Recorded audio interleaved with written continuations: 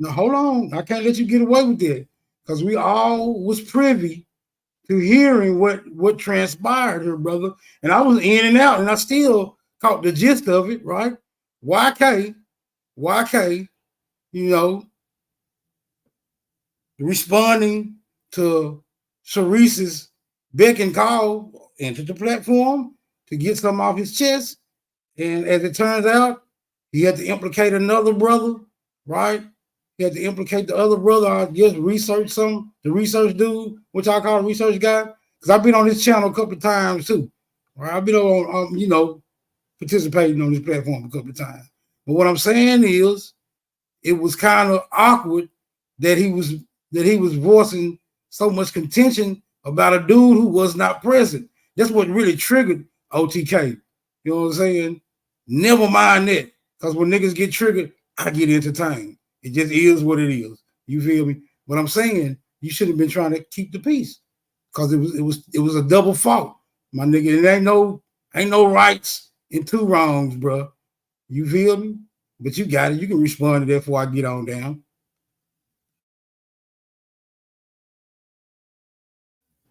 That's what I thought. I was just trying to cut to the chase, because I'm like, you could just look up the people.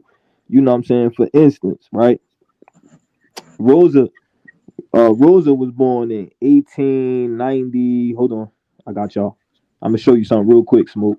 Hold on. Are you attempting to give me a history lesson where you can just face the accusations? Nigga, I don't need the history lesson. Well, yeah. I wasn't really trying to keep the peace. I was just trying to cut to the chase. Like, let's just ask YK, who is these people? Where these people from? They could have just put YK on the spot. That's what I was coming up here. I was coming up here to put YK on the spot. Like, yo, YK, who is Rosa? Who is John?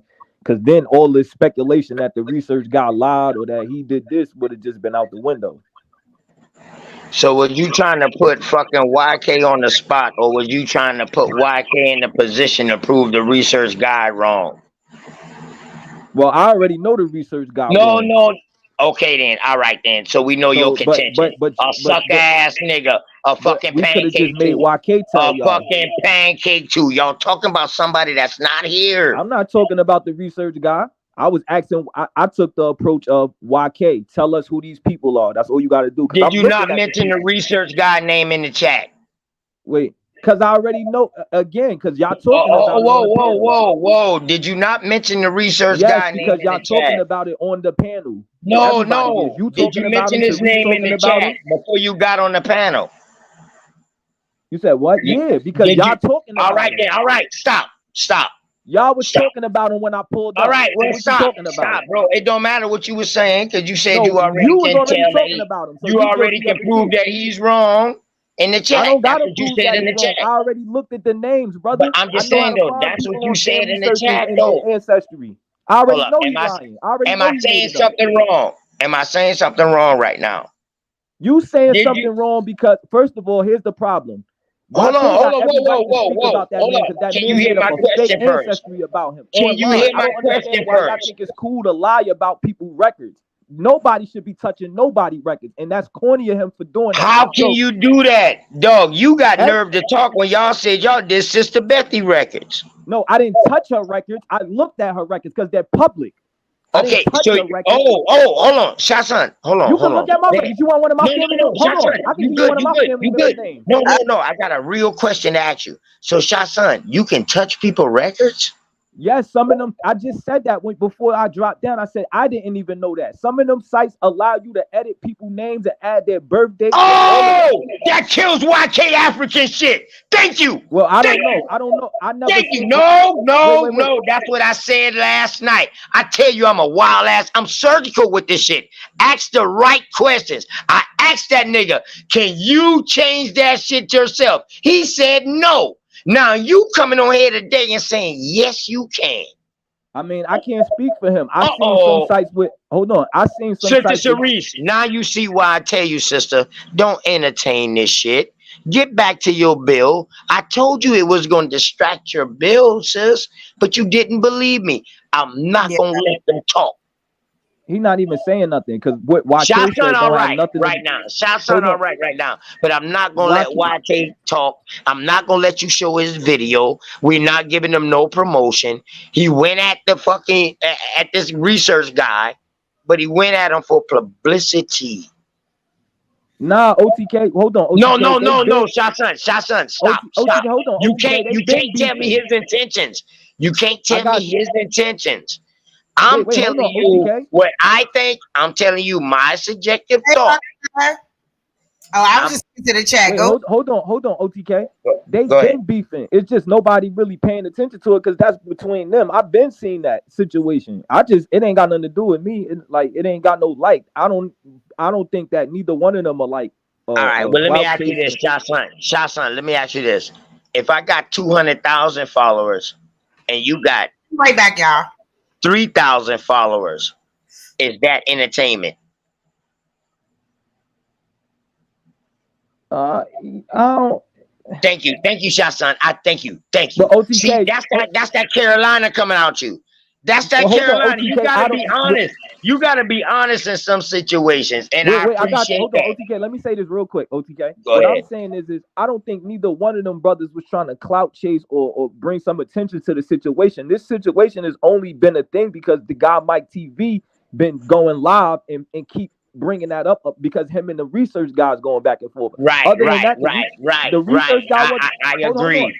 I agree. The research guy wasn't talking about it, and neither was YK. But see, the thing is though, my sister apologized to YK because she thought that YK was on his show until she looked at it and she said, "Oh, he's not on the show. This nigga Mike TV is playing YK shit, and this shit from 8 months ago.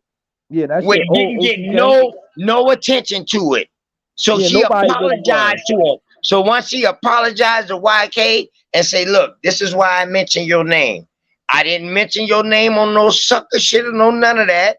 Research guy is my people's. You ain't never did nothing bad to me. I just want to know what's going on. So I'm trying to find evidence that he changed it. But that was never shown. I had already looked it up a while ago. Right, so I kind of seen with with YK, but it ain't really got nothing to do with me, so it ain't nothing for me. It wasn't nothing. Right. That's why Smoke Signal was telling you since you come and be a peacemaker. Oh wait, because what I was doing was look, this was somebody didn't do with the situation. If YK, what he's saying. If YK right here, just ask YK who these people are. That just clears it all. You know what I'm saying? And it could be dead. He could tell us where these people born, where they, you know what I'm saying? Ask, if he got his records, I believe YK do. If he got the records right there in front of him, he could just tell us who these people are. Because I was looking at them, so it would have been nothing. You know what I'm saying? Not a coincidence was an Arab looking person. You see? You said what? Ain't up here. Did you know not a coincidence? Hold on. You stop that. Nigga, I got more juice for you. I'm asking him about his homeboy right now. He's not up here to defend himself. I don't give a fuck. Not a coincidence. Nigga, anybody who tagged my name, anybody who tagged, but hold up though. All right. Hey, listen, and y'all absolutely correct. But you know what? Anytime somebody tag my name every fucking morning or tag my name in the video, I got the right to talk about them because they talk about me first. OTK, correct? No, YK, chill out. YK, I'm not talking to you. I'm talking to Shah's son right now. Chill out, man. Chill out. Hey, listen. You said a lot about me while I was gone, bro. No, I didn't say nothing about you. You said I actually didn't. Bro. You said I was doing it for clout. And I said my subjective thought. I did say that, bro. I did say my thought. We're not dealing with your thought. We dealing with I know. Exactly. So that shouldn't bother you. All right, so that shouldn't bother you. So let's deal with that shouldn't bother you. The facts is this. My subjective thought shouldn't bother you. Quit saying the fucking facts, bro. Y'all kept kicking me off my computer. Why I ain't getting kicked off now? Why I ain't getting kicked off now that I'm on another device? That's why y'all don't see my Indian war dress, because I'm on another device. Why y'all ain't kicking me off now? Why y'all ain't kicking me off You said now? we was kicking you off? I don't know. Nah, I he's don't been- know. We is big. We is big. Sharice the We only is one that got big. the power to do that, brother. Nah, bro. That's bullshit. Quit lying. Bro, this her So channel. Hey, Shotson, quit lying. Quit Let me lying. address this real quick. Let me Hey, address listen. this. If Hold you on. got the power to change somebody's fucking genealogy, Bro, fucking records, you got the Alright. power to do anything. we never said he changed our record. You're not listening, bro. You're drunk. I didn't say You're not y'all. listening. I didn't say y'all. I'm not talking to Alright, you. so let me finish what I'm I talking said. to Shy Son. Alright, Because bro. Shy Son said you can change it. Correct, Shy Son? That's not what he said. He said he didn't Whoa, say. whoa. Don't you put no words in his mouth. Don't put Alright, no so words like, in so, Shy Son's mouth. all right, so look. I give you an example. YK, like on Family Search, it lets you like add a relative and stuff like that. So I don't know if every site is like that because I don't deal with every site. I know. YK, quit. Don't cut that man off. Hold on, man. How you can cut this man off? Dog, quit being. So who really is emotional? All right, so this Who really is emotional? Who really is emotional? Who really is emotional? You say I need to go to a rehab, nigga, but you been rolling up blunts and shit on TV. Bro, but On live. You need to go to a rehab, nigga. You finish, bro. Yeah, right. For smoking that dust shit. Hey, Shy Son. Shy Son. Back to you, man. Hey, listen, man. I ain't trying to argue, man. I ain't trying to argue. I'm not trying to Stop. I was talking to Shy Son. Hold on, let me answer what I'm saying. I don't know. No. How can you answer? Why are you so afraid to let me speak, brother? No, bro, you gonna have your time to speak because you speak a bunch of forked tongue shit. All right, so just be quiet then. No. We can't listen to forked tongue Let me shit. say what I got. Bro, stop. No, being so- man. Yo, let me. No, man. You're triggered.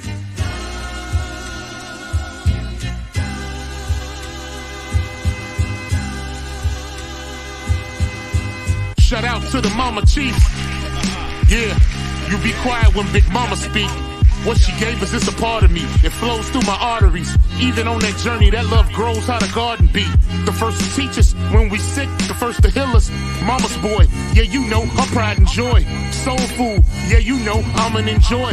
Calm you down just by the sound of a voice. There isn't another feeling inside when they cheering you on at your game and you feeling the pride. You and your siblings fighting, she gon' make you put them feelings aside. She can't lead you down the road, but she can give you the guide. Where you think I get that blissful look in my eyes? I need a side of ice cream with Bim's apple pie. You know for sure for Mama Chief, you know I'ma ride. Cause we all need our Mama Chiefs. Yeah, we all love our Mama Chiefs. The greatness, the patience, the foundation, the knowledge passed down so many generations, our motivation. I just wanna thank you for my creation. Cause we all love our Mama Chiefs. Yeah, we all need our Mama Chiefs. Yeah, we all ride for Mama Chief. The dedication, I seen your tears at my graduation. Now look, your boy done made it. You the reason I'm one of the greatest. Yeah, cause we all need our Mama Chiefs. Yeah, we all love our Mama Chiefs. Yeah, we all ride for Mama Chief. Now be quiet, let Big Mama speak.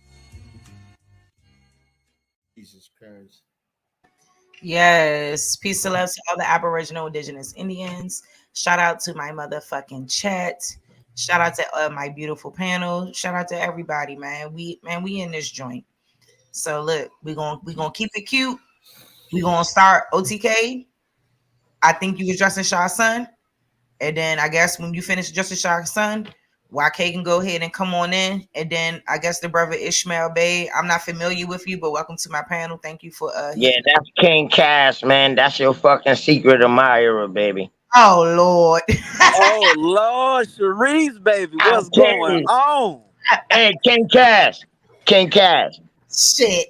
The only way you can get my sister right now, you got to go against your trans African brothers right now. What's up? Oh man, come on, why you gonna do me like that, man? I already told you my grandma said we had Cherokee in our family. You know what I'm saying? I already told y'all that. Why I gotta go deep? Why y'all gotta send me down this deep abyss, man? You feel what I'm saying? But King Cass, can I change your genealogy? You say, can you change it? Yeah, can I change your genealogy without your access code, your password, access to your tree, or access to your name? I mean, you can't change my genealogy. No, you would need the information. I to can do make a that. tree up, right? Correct? I mean, yeah, you can make a tree up, but you can't All like. right. Yeah. Go ahead. Yeah, but you can't unless I give you my information to my ancestry DNA account. You know what I'm saying? You can't do that. Which comes with a password, correct? Yeah, come with a password. All right. Now, Son. Now, I asked you earlier. Well, matter of fact, I ain't asked you. You said it.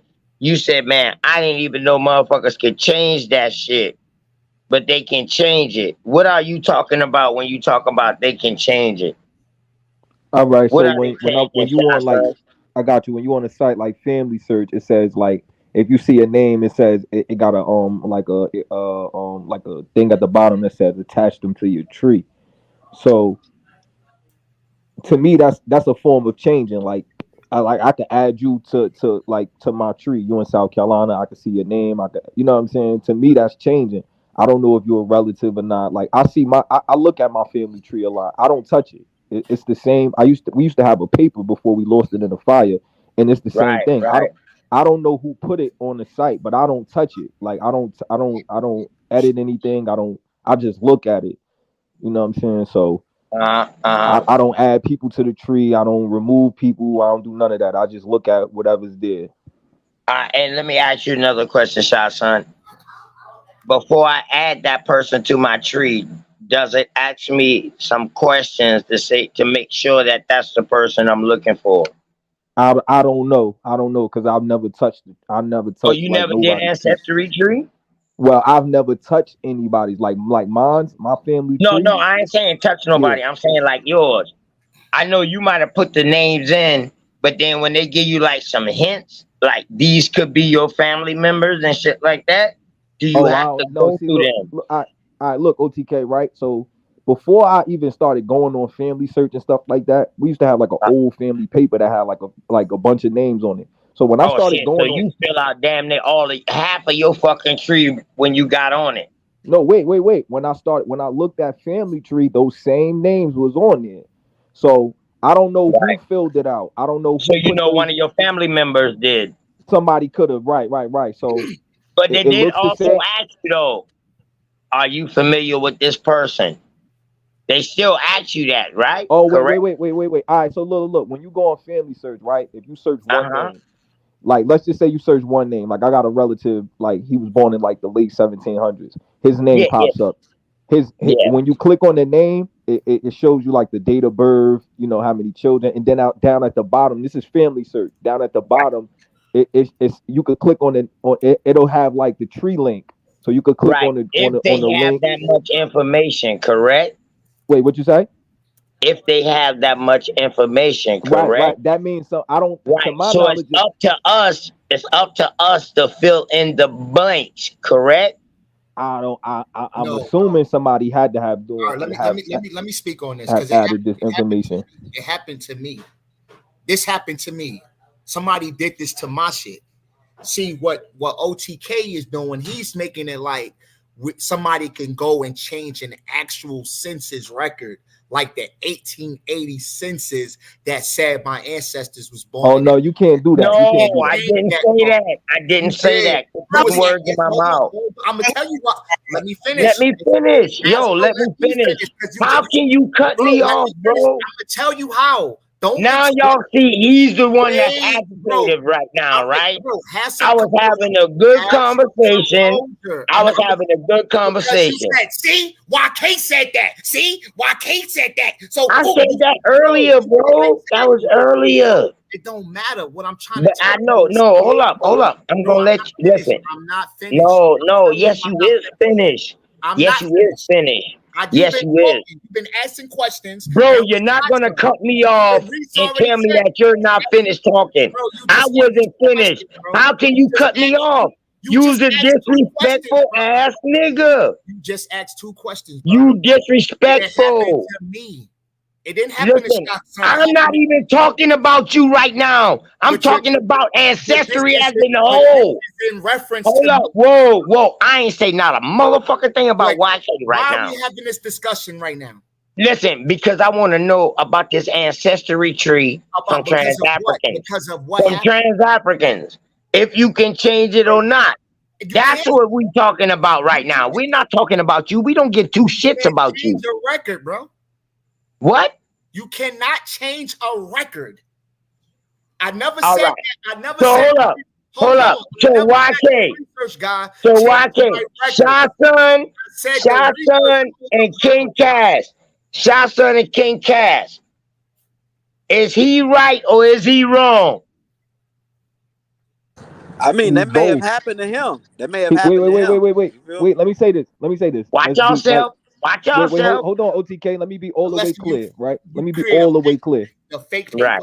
shit. A record would be like something like a census. Right. You can't change that. You can't change stuff like that. All right then. So how did the research guy change his ancestry? Whoa. See, Shotson, y'all don't know what y'all doing. OTK, let me break it down to you. OTK, hold on. What See, that's why I wanted to stay in a conversation with y'all. Rather than this whole troublesome ass nigga. Hold on, OTK. I'm gonna tell you what the research guy Lying did. ass nigga. YK could correct me if I'm wrong. He got 3 relatives and created a tree. That's what he did. He was misinformed because he connected. That's what I always he connected say people. every video. Whoa. Well, listen. We're not. Whoa. We're not doing coalition. Yeah, Shotson, I hear you, Shotson. Me and you and Cass was going in a direction until he intervened. See, OTK with his fucking dick sucker. He intervened with his goddamn cocksuckers and intervened us with a good conversation. Like I said. So what records are y'all talking about that can be changed? I'm saying, because look, I'm considering that tree. I'm considering a record, like a film. I'm considering a record. I consider it that on those sites. Like I said, it asks you, do you want to attach somebody to a tree? I consider that a form of changing something. Right. So, but that's not That's not what the research guy did to YK. He just made up a whole new tree and added 3 people that he's seen YK show and just tried to put them together incorrectly. All right. Well, hold up. Hold up then. In that case, how is the Verdes the same people as YK? Allegedly. No, let me explain it to you. Hold on, I got him, YK. The lady Mary, right? No. Rosa. It didn't show no Mary. It didn't show no Mary. Hold on.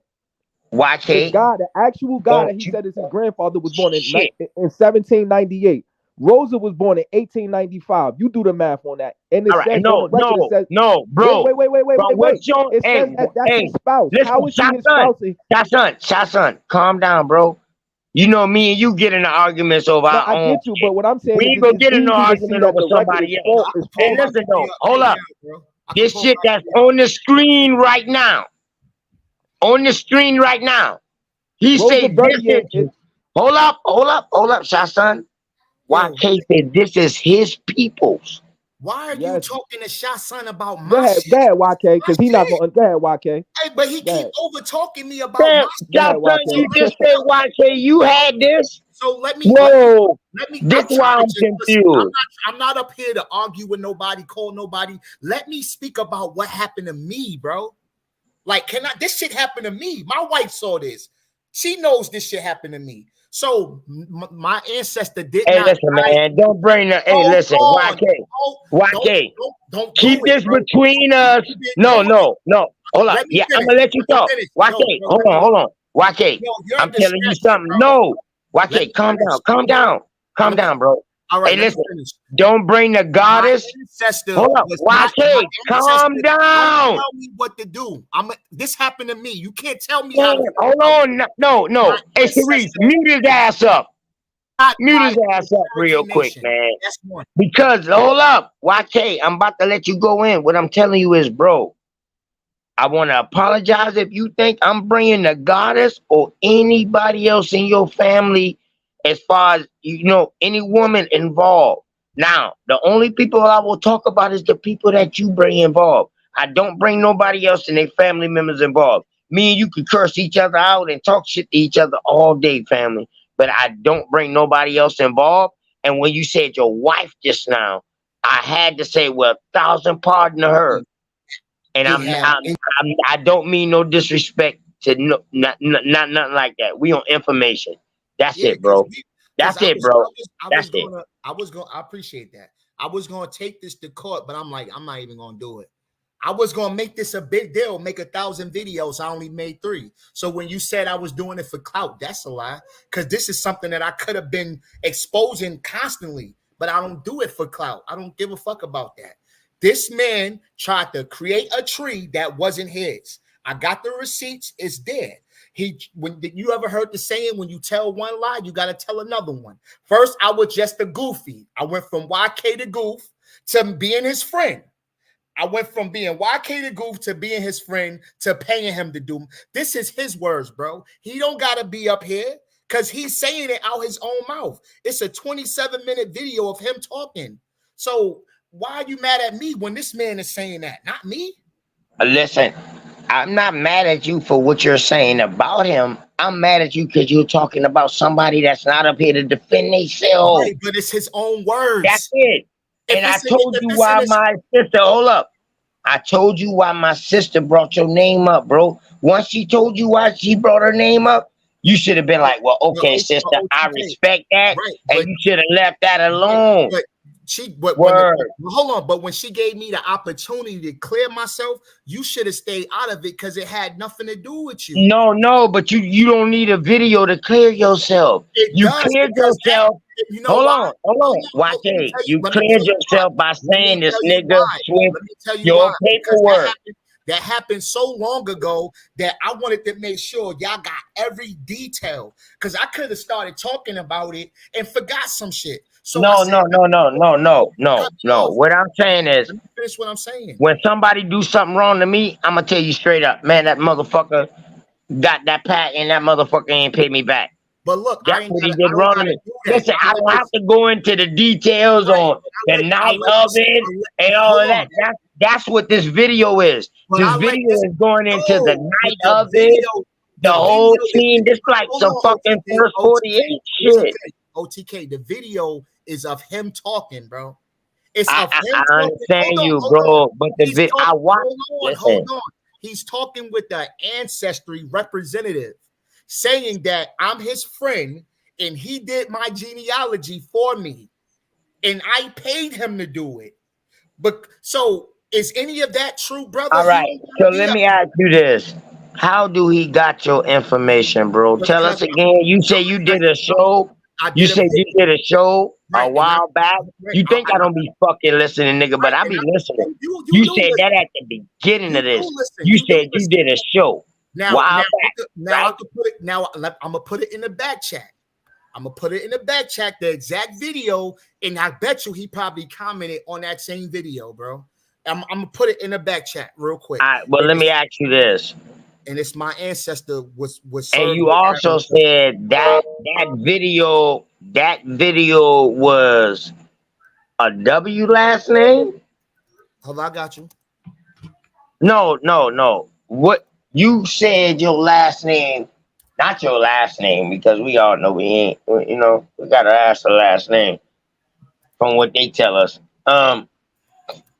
But you said that he looked up a W lineage, correct?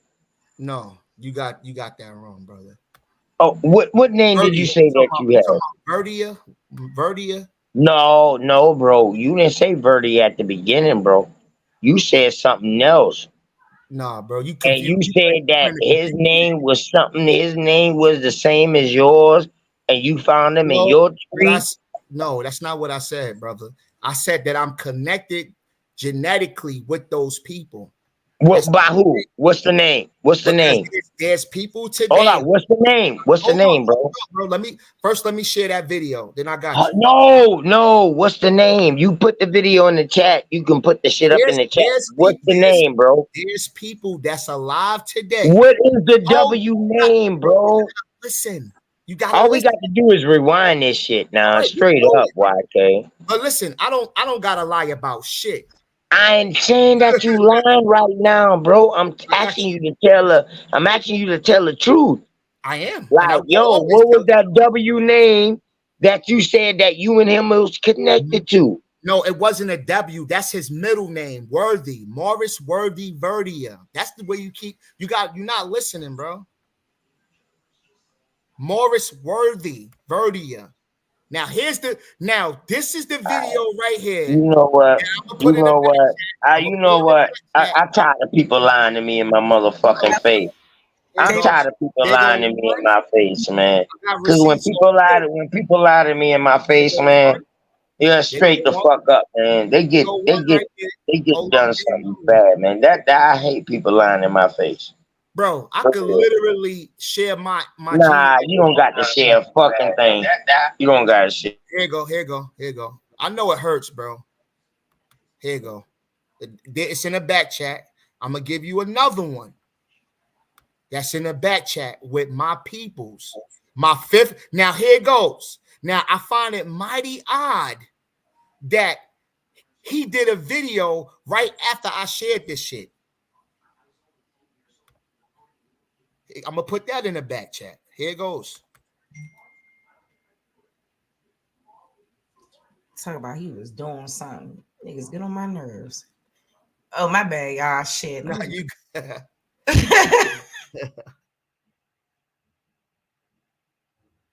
All right, it's in the back chat. So what the research guy did, I did a video showing how my this video that you put in the back chat. I'm sorry. Another one, and I did a video about how my ancestors was born, that they went to war with Harriet Tubman and they freed 800 slaves.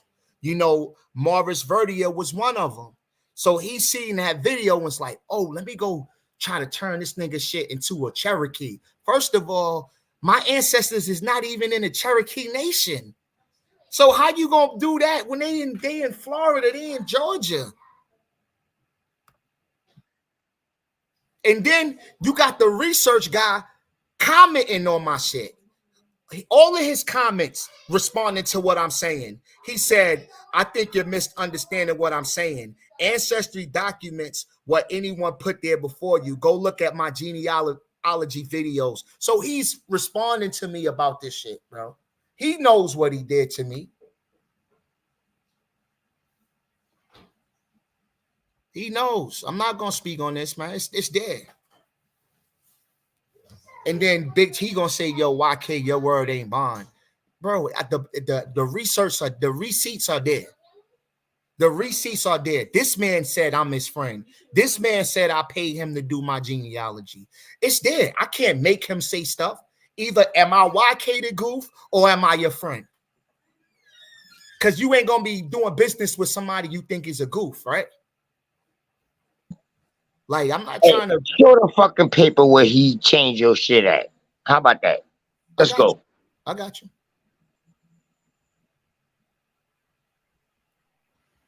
Yeah, because me and K Cover L just got finished discussing that what we think is going on is that it's just obviously some type of misunderstanding here, because if there's like a ton of John Verdiers, like there couldn't be a John Verdier from Savannah, Georgia with the same name, or the wife with the same name.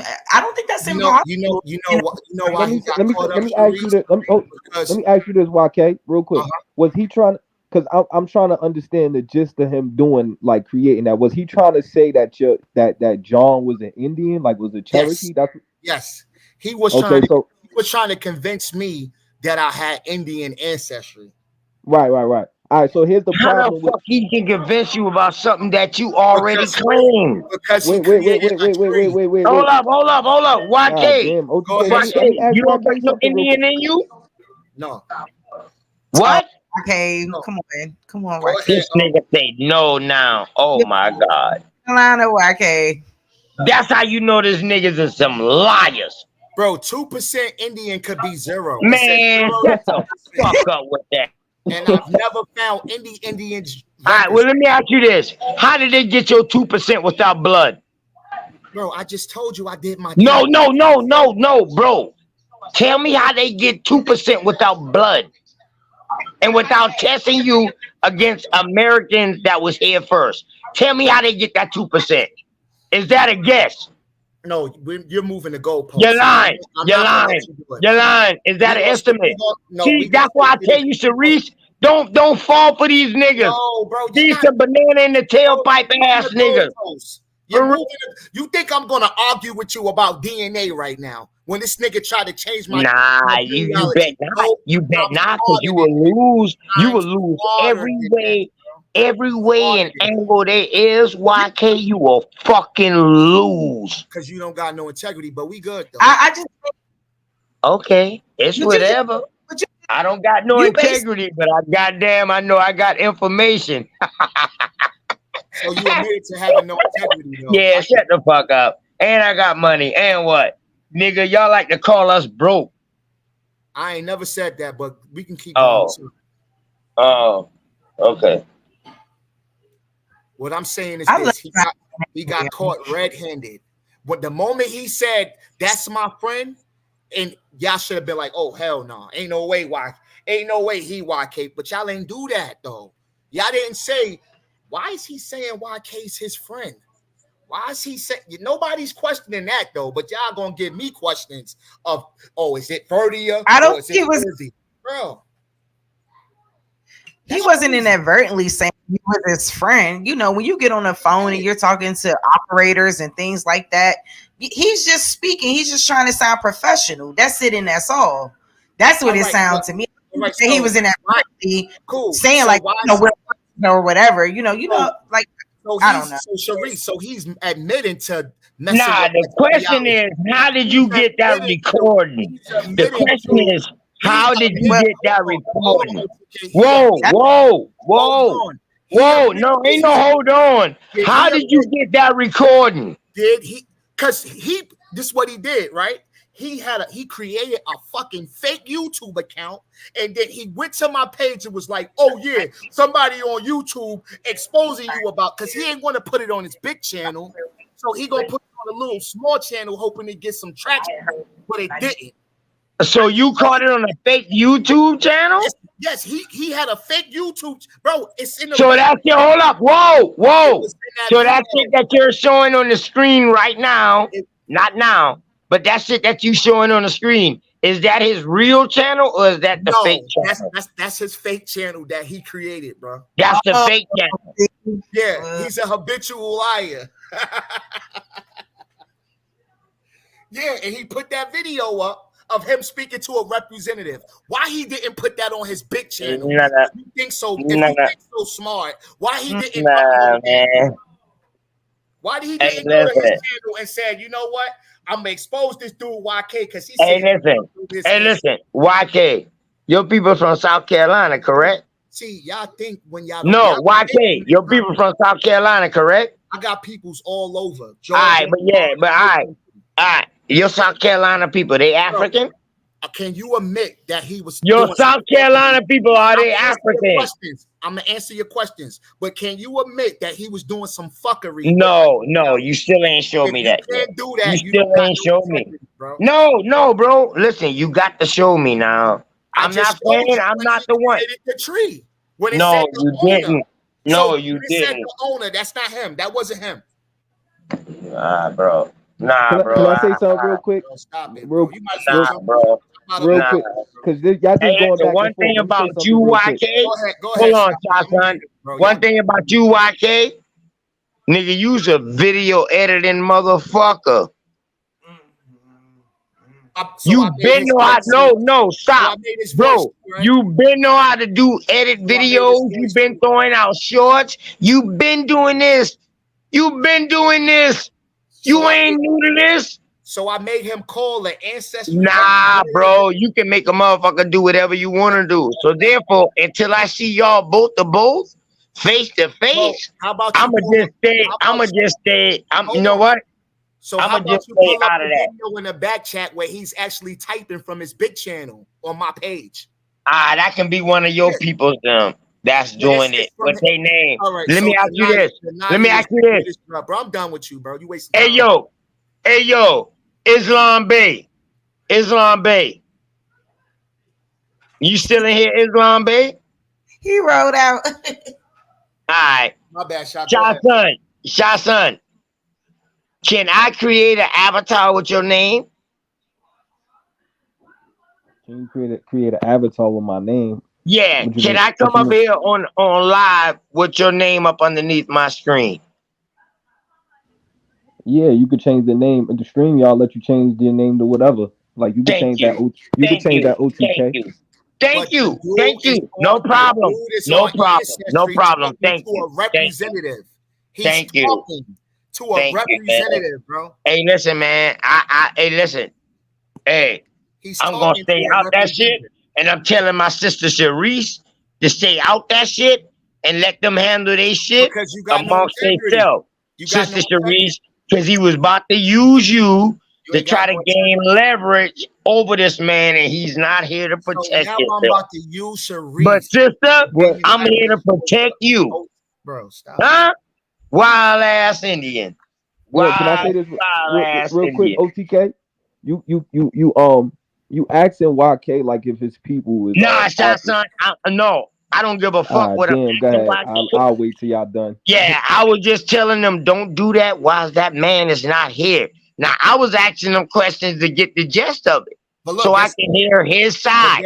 Guess what? But no, everything good. Hold on. Now I didn't never say I don't believe in him. Listen. I got the video of him on his own channel talking about doing it. See, I don't care. I don't care about that. I don't care about that.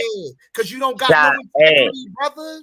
No. YK. What I'm saying is, bro, the only reason why I'm YK. The only reason why I'm saying I don't care about it because he's not here. You done say what you had to say about him, dog. That man ain't been here the whole night.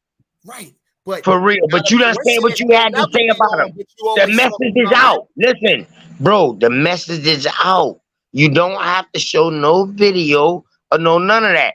Well, that's what I'm telling you. You know what? Now that I done talked to you, I just going back to you. I want to get the everything is good. Let me say this one last thing. You asked. Hold on, YK. He asked you. Because I see OTK. You keep asking him this question about his people from South Carolina. Let's get something clear about documentation, right? And I don't think you understand this, right? So when you looking at, who don't understand it? Hold on. When you're looking at census records, hold up, no, God damn, bro. Can I get a word in edgewise, brother? Yeah, I know, but there's plenty of people on the panel, and you said you don't seem that you understand this. Who is the you? You, because you keep. I said. All right, then. We'll say OTK.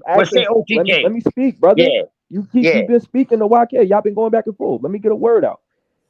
What I'm saying is you keep asking him, is his people African? The people that you would see most of the people that you would see. No, I didn't ask him that. I asked him one time, and he didn't answer. So I left it alone.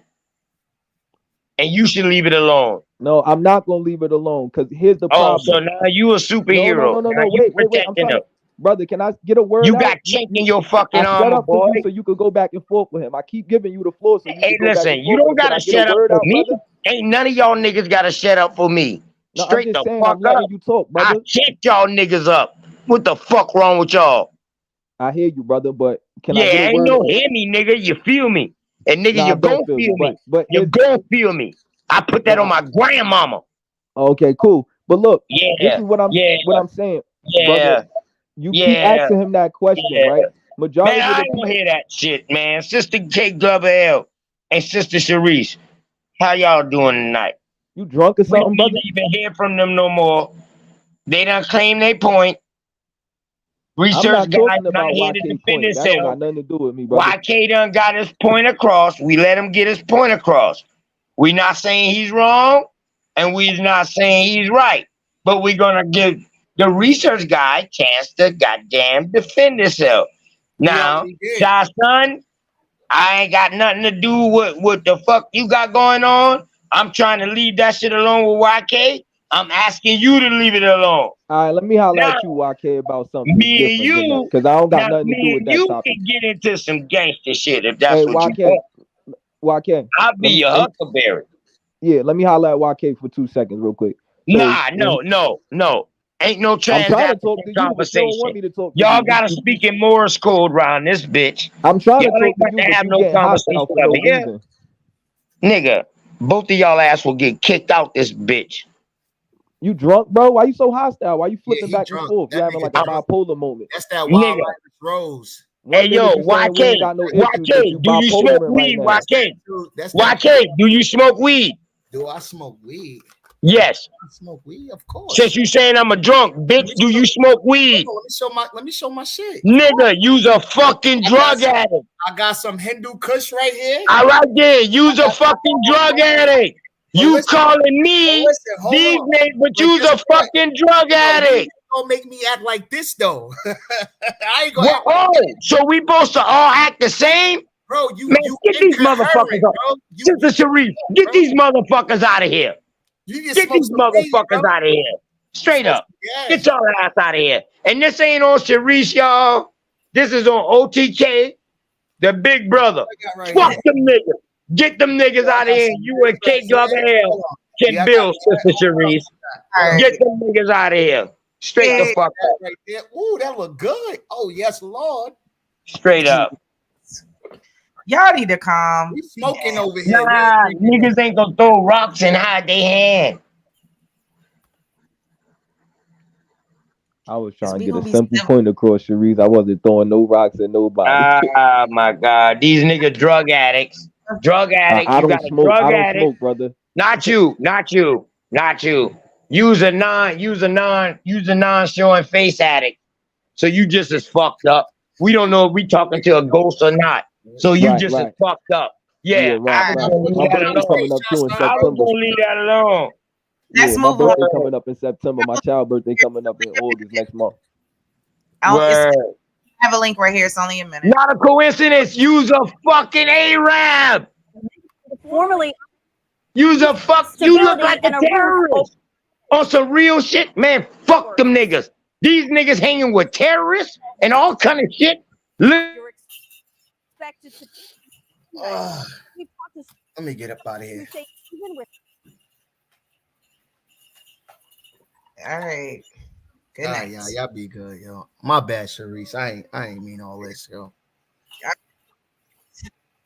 It's all right. Don't worry about it, man. Y'all good. We all passionate about what's happening, and we was just trying to get down to the bottom of it. Like, I ain't mean to cause no contention or nothing like that. I shouldn't have brought it up. I shouldn't have talked about it. But it is what it is now. So, All right, I appreciate it. All right, y'all. All right. Good night. Take care. Good night. All right. All right. Let me just play this. With 2 jobs, they still can't afford to find a decent services operates the city's Department of Human Services operates the rapid rehousing program meant to give formerly unhoused families stability and a roof over their heads. Here's how the program works. The city subsidizes your rent for 12 months. After that, you're expected to pay your own rent. But we've talked to so many families who say even with 2 jobs, they still can't afford to find a decent place to live here in the district. And now advocates tell me there are 2,200 families who are nearing the end of the program's 12 months and they have no place to go. So today, the DC Council voted on a bill that allows folks to apply to stay in the program another 6 months. Here's the catch. That extension can only happen if the Department of Human Services has the money to do so. I reached out to the mayor's office and to DHS. I am still waiting for the agency to get back to me. In the meantime, the city is looking at long-term fixes. The council's version of the budget includes 600 new housing vouchers for next year. And WUSA 9 has learned that tomorrow the DC Housing Authority Board will vote on a plan that would make 1,300 new federal housing vouchers available to those families exiting rapid rehousing. And while those housing vouchers are a more permanent putting people in homes, advocates fear that those subsidies will not come fast enough for the families whose rapid rehousing is running out. We will stay on top of this story and let you know what happens next. In Northwest, Delia Gonsalves, WUSA 9.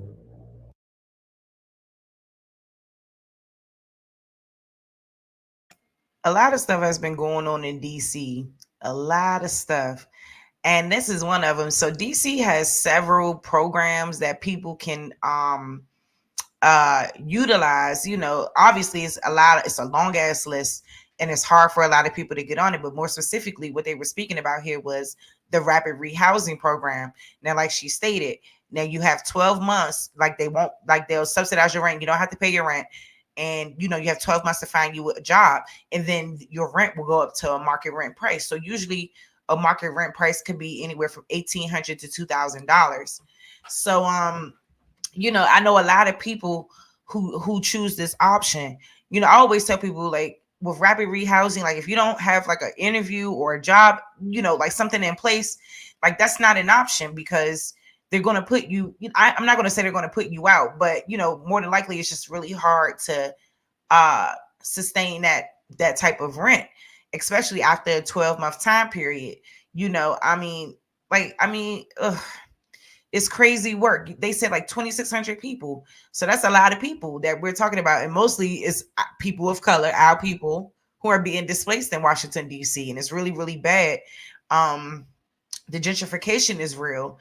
Like, I showed y'all a documentary on my channel like a couple of months ago about how they bulldozed all of these communities that most of our people resided in. And a lot of them are historical landmarks that they have bulldozed it and turned it into something completely different than what it was. And, to make it comfortable for these people who are coming into DC to live and stay.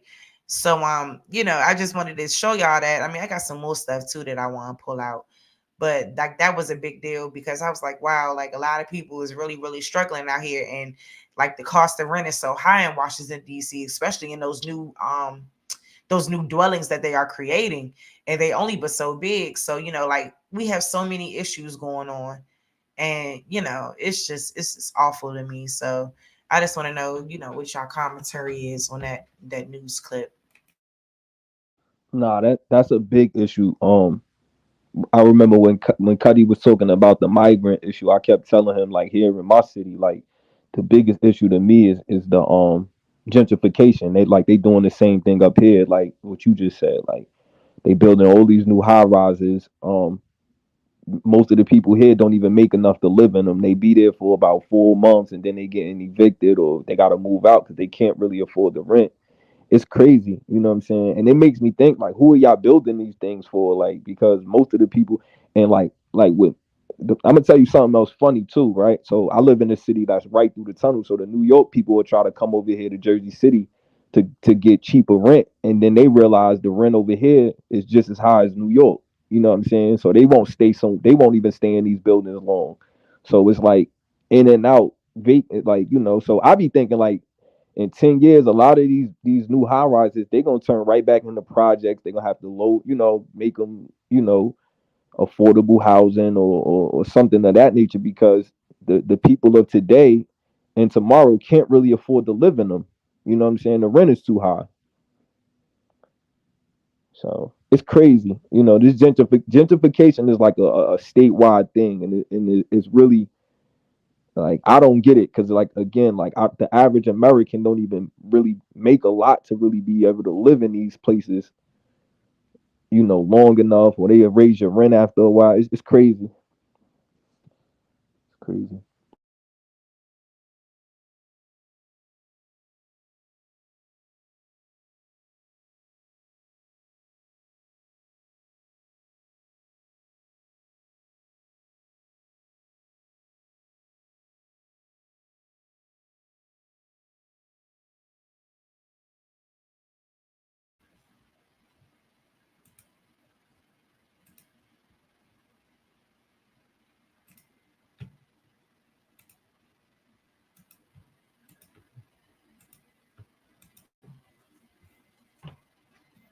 All right, I want to see what y'all think about this. All right, hold up. Shout out to Brown Liquor No Ice. In January 1976, news broke of a phenomenon. Pictures showed an upright, bald ape called Oliver, who appeared to be a cross between a human and a chimpanzee, what scientists refer to as a humanzee. The existence of Oliver represented the first really tangible bit of ostensible evidence for a human-chimpanzee hybrid. Oliver's photograph shocked the world, and in the media frenzy that followed, he became an international celebrity. In Japan, his human-like behavior earned him cult status. In New York, some journalists described him as the missing link. Others dubbed him Bigfoot. Oliver gradually faded from the spotlight and eventually disappeared.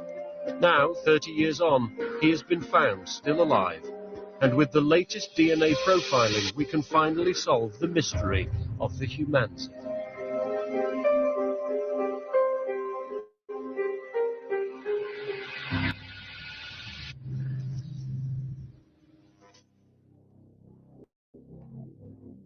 This is Oliver, an ape who's become a living legend. Perhaps the only example of his kind. He's baffled science for the last 30 years. He's a great mystery. No one's ever been able to explain why he is different. Something is in there, more than an animal. To be in his presence, he's just strange. He's different. What first drew the public and the scientists to Oliver was his bizarre appearance and behavior. Psychology professor Gordon Gallup from the State University of New York in Albany will never forget the first time he set eyes on Oliver. I thought Oliver might be a humanzee. Oliver had some very peculiar morphological. A humanzee is crazy work. I'm not playing with them. Characteristics, facial characteristics that looked surprisingly human-like to me. To look at, Oliver is certainly no ordinary chimp. His head is bald and smaller than normal chimps. His jaw is not as pronounced as you'd expect, and his ears are pointed rather than rounded. His scent is different, and other chimpanzees want nothing to do with him. But it's his habit of always walking upright, something that normal chimpanzees just don't do, that made the scientists sit up and take notice.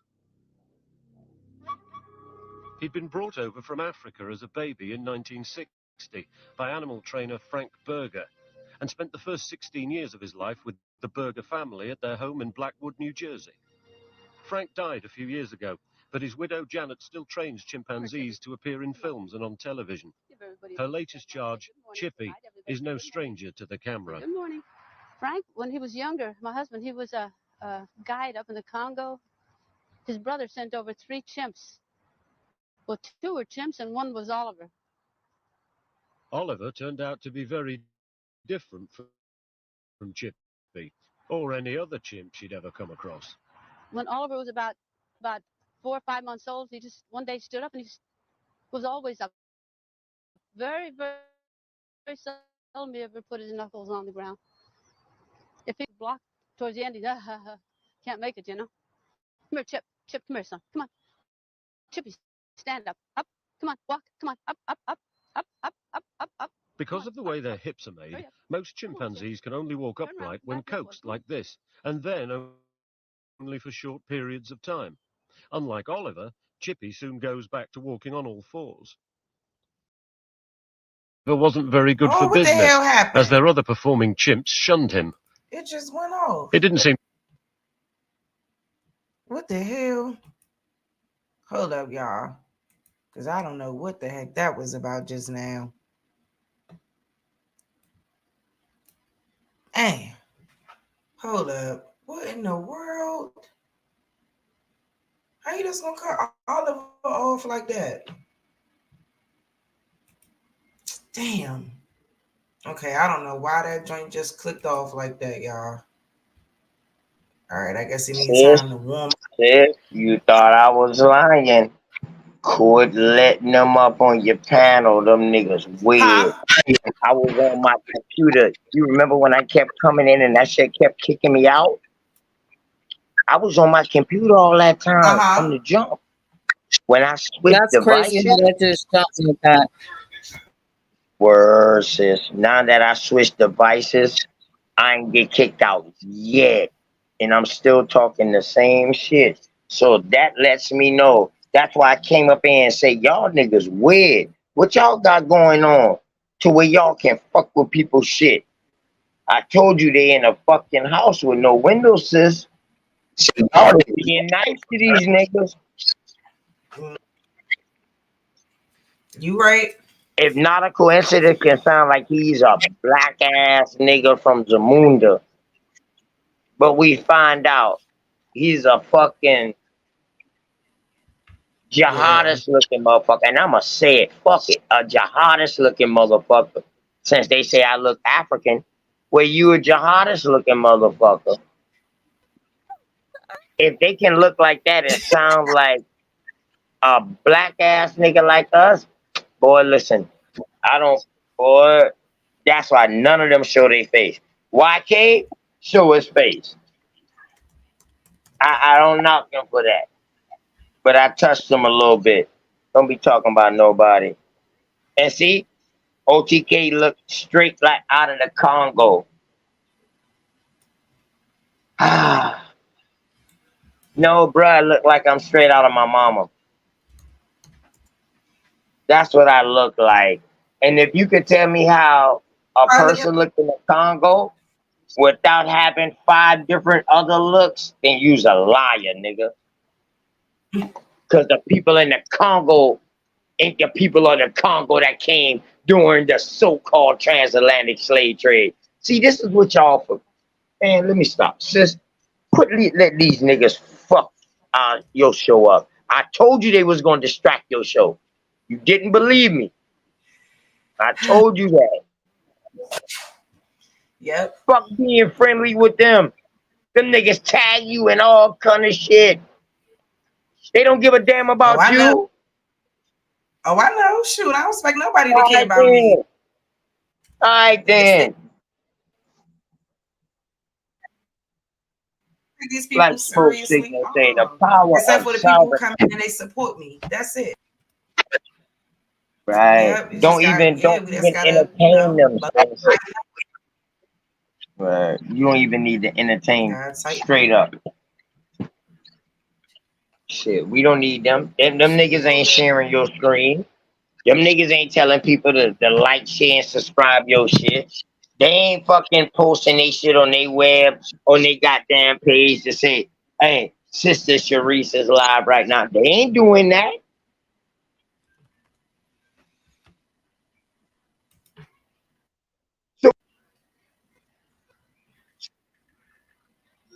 You're right.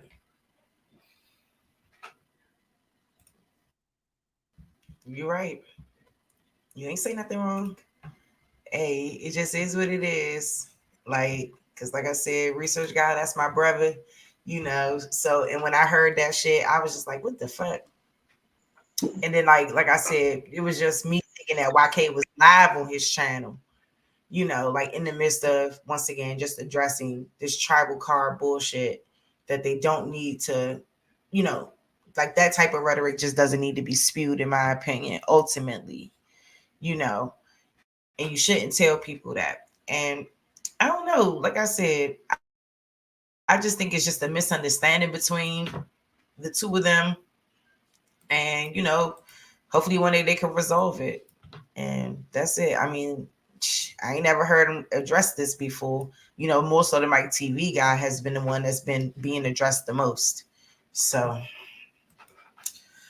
and with that, I just pretty much yield on it. I ain't, you know what I'm saying? Yeah, like I always try to welcome contention. I know people like entertainment, all that shit. I get it. But when it's all said and done, we have to stay colored. You know, I wanted people to really, touch on that a little bit and see how they felt.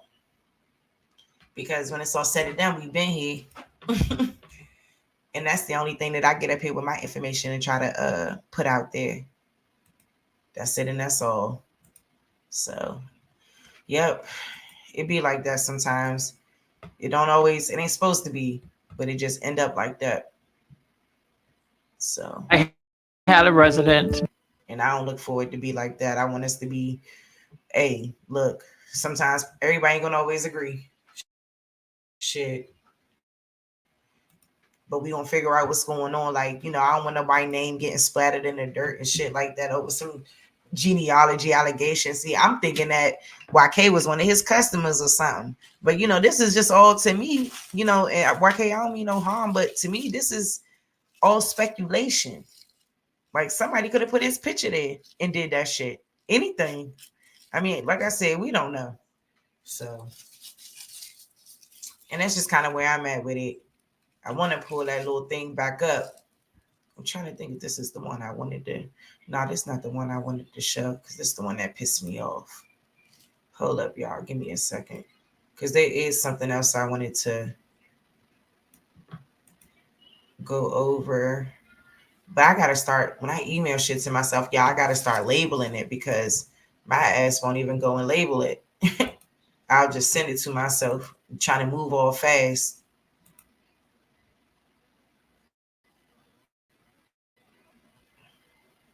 Okay. Is this the one I wanted to read? Okay. Is this the one? I think it is. All right.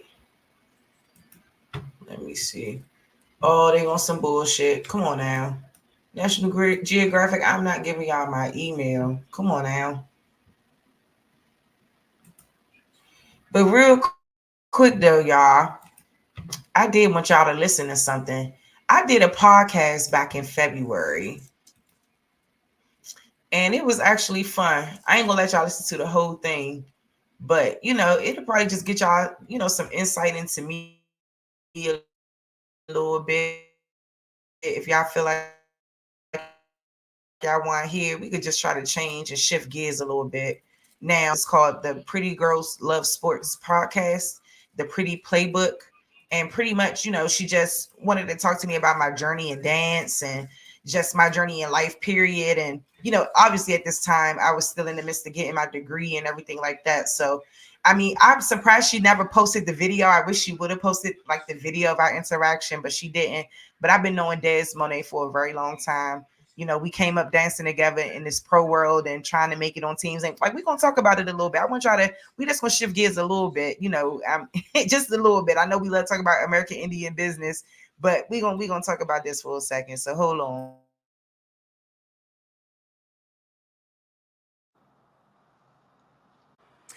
Welcome to the Pretty Playbook. Obviously, it's hosted by Pretty Girl Des, and I have my special guest with me here today. Her name is Charise.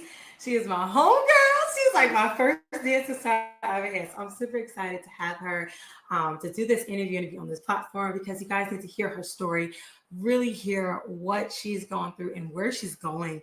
So I'm going to turn the floor over to her really quick so she can give an introduction and then we can hop on in.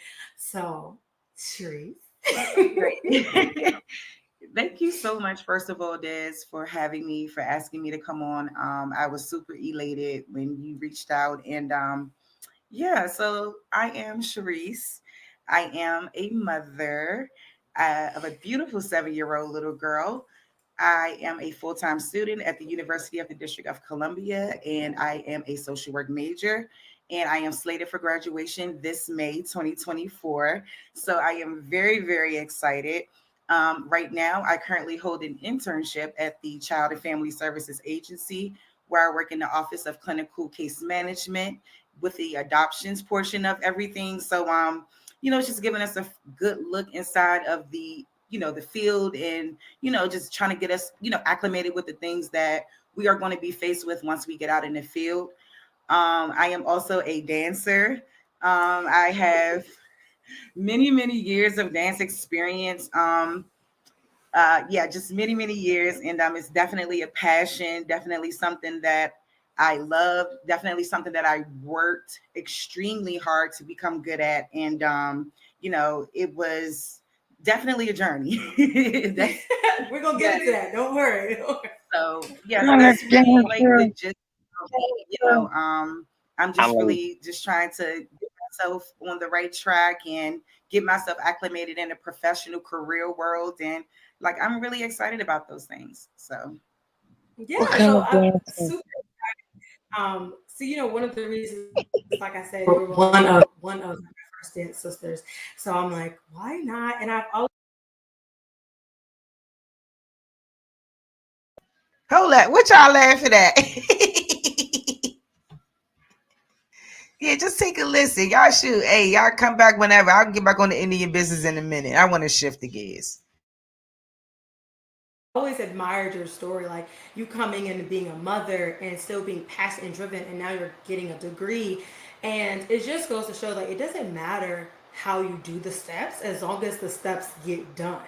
So I love that you're going to school because I'm a forever student. I'm always in school. You never stop. I got right? 6 degrees over there. So it's like I love when other women, especially women of color, are getting the degrees and showing like we are going to be the social change. So for me, I really want to just talk about really quickly, like, how did you decide that you wanted to go into social work? Wow. So honestly, I have a little bit of a past when it comes to child and family services and different things like that. And as a young child experiencing something like that, a lot of times you don't really understand the ramifications behind why things occur. And as I grew older, what I realized is that I had a lot of, social workers who would come into our, me and my sister, both our lives, and, they weren't as productive as they should have been. Right. Mm-hmm. And I always knew that I wanted to be a part of something bigger than myself always. I think the first actual time that it was solidified for sure is that I just knew like my compassion and my empathy needed a place. And I knew that social work would be that place where I could still be professional, but I can still also help people on a level that, someone else really can't because they haven't really experienced those things. Right. Yeah. So, some people have, but, it's very rare that, someone grows up and want to actually work in that system, granted, some of the things that one can go through. But, I just knew that like it was for me. I knew that I had a deep passion for people and, for, just, the will to want to push people to be more than what they are. Because I think a lot of times when you're going through traumatic situations, sometimes it just looks like that's the end all be all and that's all it's going to be. And you're never going to progress from that, but I'm just one of those ones that can live and actually tell these stories and know that, hey, I came from the same past and look at me. I never gave up on myself. I never ever, I never wavered in my faith or my resilience. So, that's part of the reason why I wanted to be a social worker, is to inspire other young people to do the same. That like, look, you went through some stuff, yes, but it's okay. You're going to come out on the other side, and we're going to work together so that you can do that. So, yeah. And especially you have a daughter, right? So it's really important that those fundamentals, that the things that you went through and the things that you had to go through yourself, you're now also being able to show her the opposite of what you experienced. And I don't know if you want to go a little bit more into like a little bit of your family background and your history, and even just talking about maybe your family dynamic with your parents and how that works and how you're changing that. You're changing that direction for your daughter. Absolutely. Well, as you know, girl, I am from DC, born and raised. Okay, period. All right, DC girl. And growing up in DC is such a different, it's such a different place culturally, right? And I came from somewhere where, everyone had their own style, had their own way of doing things. Like DC was just like its bubble in the midst of the 50 states, right? We're just there. And we were just completely eclectic, completely different. And you know, I remember growing up, we used to like make up the dances in the house, and you know, we'd go out and we'd practice it with the other girls, and you know, and that's really some of my humble beginnings with dancing, just even making up little small routines and just performing them in front of everybody and stuff like that. My mom, she never ever stopped us from going out and like doing the dances and things like that, because I mean, even though she never like took us to like training or nothing like that, I think that she still saw something, and she would still allow us to like go outside and do those things. And you know, that was our way of trying to bond and, you know, get to, you know, have some type of family fellowship with the people that you're growing up with, you know, even at that time at a young age. But you know, my mom, she is you know, she was a unique woman. She's no longer with us. You know, she had a tumultuous, I would say, you know, a tumultuous life, if you will. Yeah. You know, there were some good things in there as well, but you know, my mom didn't have the easiest of times, you know, because health-wise, she was very sick. She was a dialysis patient. And you know, 3 days out of the week, that's what she was doing. So, you know, my sister and I, we'd come home, you know, open up the door and go on in, because she's at dialysis, you know, getting her care. And she was an extremely young woman when she passed away as well. She was only 46 years old. So and that was almost 10 years ago. So my mother would have been, you know, obviously older, 10 years older. But yeah, I would say, because like some of the time in my childhood with her was cut short, you know, there was some strain there for a long time after. But you know, I do thank God for the times that we were able to come together and be with one another and enjoy those times. And that's what I'm really just mostly grateful for. My father is a veteran. He was a Desert Storm vet. And you know, he also had his struggles as well with you know, combat PTSD and some other things that he struggled with after he left the military, which, you know, for a while he was kind of rogue, if you will. And you know, he was nowhere around, because obviously in 1991, I really want to say that the mental health portion of things was like a stigma. You know, people were coming out of the military and they were just sending them on their way. You know, it was hard for people to get their proper health care and their proper benefits. A lot of paperwork was lost, different things like that. So it was a lot of unchecked mental health coming out of the military, especially when they were fighting at that time. So, you know, my father was dealing with a lot of things, you know, obviously. But later on, you know, I'm so grateful for him, because he was able to turn his whole life around. He was able to gain full custody when I was like 14, 15. And it's so rare for a father to be able to get full custody of children. And that's so amazing. Yes. And listen, when I say he did everything he was supposed to do, he did everything he was supposed to do. And, you know, if it wasn't for him, you know, I wouldn't have been able to push myself through all the tough things that I went through, especially as a teenager. I think that's where I really needed my dad the most, because I didn't, you know, I wasn't have ready. your mom. I wasn't ready for what it was about to give, you know, because when I was about to step into, you know, stepping into my greatness and realizing that, you know, even as a young teenager, you know, so I'm glad that, you know, my father was there to guide me along the way for those years. It was very pivotal for both my sister and I. So I would say, like, me and my mom and my dad, I love them both to death. They both made me who I am. And, you know, I wouldn't have it any other way. I love them. So yeah. And really quick, you didn't say you are a twin. So there's two of you. That's my girl. That's my girl. You know, that's my girl. Yes, I always wanted to grow up and be a twin. Like I was like, I want a twin. And I never I'm like, why is it just me? So I love people that are twins, because it is so special and it's so unique in its own way. And you're, to me, like, I know you say like you grew up, y'all were dancing together, but like, of course, I've always known like you to be the dancer and Latrice to be, you know, doing whatever else that she's doing. She's also she's very fashion forward. I love that about her. So are you, but like she really be like eating it down, okay? She's on. When it's on. And Latrice was actually a cheerleader in college. So she did, you know, cheer on a college level for St. Augustine's University, I believe. And it's she was what were they? The Blue Chips. So yeah, she was a Blue Chip, and I would say a very legendary one at that. Okay, it is. there is no non-legendary for Latrice and Charisse. Like, it's no, you guys, like, what? You guys are legendary within yourself. Like, I don't care what else says. Yeah, I'm serious, girl. So, Yes. you touched on some great things that you mentioned when you were talking about your parents and everything. So, but I want to say and build the bridge, build that gap.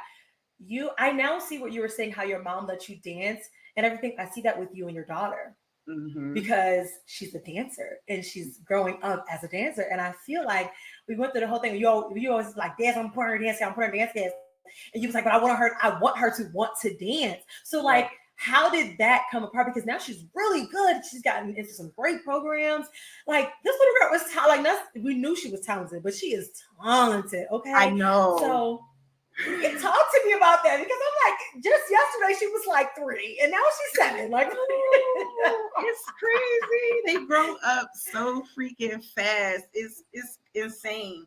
You know what? I just say, I'm gonna put her in there and I'm gonna see what she does. If she gravitates to it, if she can catch on and she enjoys herself while she's doing it, then we got something here. And I felt like if she didn't like it, if she didn't gravitate to it, we find other things for her to do. So I am just happy that she gravitated to it. Yeah, I know.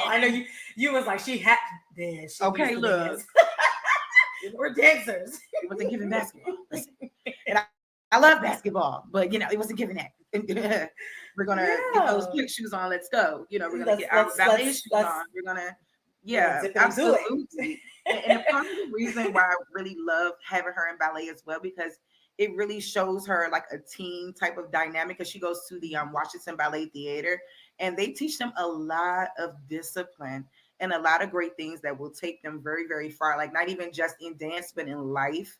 And that's what I really love about dance, is how much of the life's lessons that you can get from it, and how, you can carry the things that you learn from being in a team environment. You can carry it through your life. So that's part of the reason why I always believe in, being a part of some type of activity or team sport and engaging one another, because that's what it's all about in the end, right? And we all can help each other grow, and we all can help each other be great. So that's part of the reason why I wanted her to do that, so she could, like, dance is where I first became a leader. You know what I mean? So I felt like, she can learn how to be a leader here. She can do a lot of different things. And so I'm just extremely elated that, she goes in and she performs like she does. She doesn't really even think about it. She's just having a great time. She's having a great time. Which is what you do. You do the same thing when you dance. You have a great time. And I think that's one thing that I was drawn so much to you, is because, like, well, if you maybe not remember, but I remember the first time I saw you and I met you, we were at Sideline Prep, and we were in that class, and I seen your bag, and I think your bag said DMV Lady Wars, and I was like, I don't know what that is or whatever, but you had white boots, and we knew that we wanted to try out for the First Ladies of Football, the Redskins. So we were like, we're in there. So I was always scared and shy. Even though I'm an outgoing person, when I first get into rooms, I'm scared, I'm shy. Like, I'm like, I don't know. But when I saw you, I was like, this girl is getting it. Like, she looks like she's having just a great time. Like, you've always had a lot of energy, a lot of emotion and expression when you dance. And it's like, you literally just look like you're enjoying yourself. And I love that. And I feel like I was drawn to that, because that's how I want to be. I want to be the person that's like, you should actually having just the most funnest time. Because I be like, I gotta get the steps. I gotta get the steps. Right. You like, if I got the steps or I don't, I'm having fun. I'm letting it all out. And I love that. I love that about you. So I want to know for sure. I know that you danced, you were a majorette in high school, but like, did you start, if that's when you started in high school, or like, did you start before then? So, so I want to say I kind of started before then, but I will say, like, ultimately that's where I got my real kick at dancing. Like, that, like, I had to actually audition, things like that. So, like, that was the first time that I experienced something like that, was through my high school squad.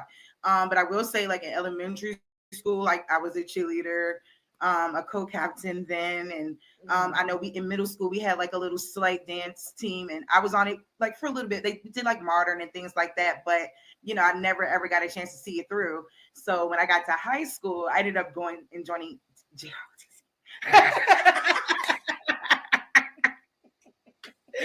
And, don't say that too loud. They're gonna come look at you. Like, where was you at? Don't get it twisted, okay? So I did that, and I really enjoyed doing it, to be honest with you, because I had so much fun. It was such a team environment. Like, we went to the All City that year. We won the whole thing, like all of it. And, I enjoyed it until I saw the Eastern dances. I changed my mind. Okay, it was the lenses are now off. I see the dancers. Right. I'm going over there. Let me tell you something. Baby. Okay, so obviously I was a freshman. So I didn't even know about the dance team trials or nothing. I don't know how I missed it. What the hell was going on? Whatever. Cool. We get to the end of the year, Des. Girl. So my friend Robin, we were friends in high school. And she was on the team. We ended up being on the team together, like my whole 3 years. But neither here nor there. Like, at this time, she was like, "Can you come to like my performance or whatever?" I didn't know she was on the dance team tonight because I was all into my JRTC world. Like, I didn't even know. So I said, "Yeah, I'll come out. Sure, why not? It's up at UDC. Blah blah blah. Yeah, cool. So I went, girl, and I was sitting in that audience." And I'm talking about, so at this time, girl, so this is like 05, maybe 04, 05 school year. So like I was 15, this is like, yeah, girl. And this, at this time, the things that Eastern was doing was really unheard of, like in terms of theatrics and, coming out with different costumes and stuff. Like, I truly believe that my team started that whole era of that. So, girl, I'm sitting down. Baloo come on out there. They did something, 1, 2, and then they called Eastern, and then, girl, they came out with the capes, like they was fully covered up. Girl, they dropped the cape. It was given white wig, white outfit. My mouth was on the floor. They done flipped out and did something. Girl, they was fucking. Bitch, they was fucking up. I'm not lying. And my mouth was on the floor, and I said, "Young, I'm gonna try out for that." And I knew it. I knew exactly what I was going to do in that moment. And then I'll never forget the boy behind me. He said, "It's gonna be a lot of hard work." I said, "I'm not even worried about that. I'm getting on that hard work." Yeah, okay. Hard work. I got that. My mind is made up. Bye, JRTC. I gotta go. Yes, I got another calling. Yeah, I was out of there. Yeah, I know I was gonna be in so full. No, of course. I feel like you don't like what. Like mine was different. I was a cheerleader all my life. Y'all, this was such a good interview between me and Des. Me and Des are friends in real life. So this was really, really a pleasure to have her want to talk to me about my journey and about everything that I've been through. And I hope that this interview with, from her with me can enlighten y'all too and motivate y'all too. And that's what this is all about. I know everybody be leaving when the drama gone. Y'all love drama. Y'all need to stop that. Go ahead, Kate. No, I'm here. I was listening to it. Yes, they love drama. I swear they do. If it ain't no drama, they don't. I'm telling you, they love it. But I ain't gonna let it go for too much longer. But I thought that this could give people like an insight to who I am and yeah, it really is. All of that. It's not too much, but I thought it was on a slight tip. But yeah, like we get into some more stuff too. It actually gets really funny. But yeah.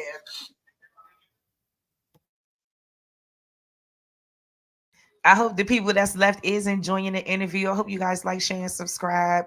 You know what I'm saying? Like, shit, we'll get back to OTK cracking on knack in a minute, but I kind of just wanted to shift gears because that was just extra. Woo!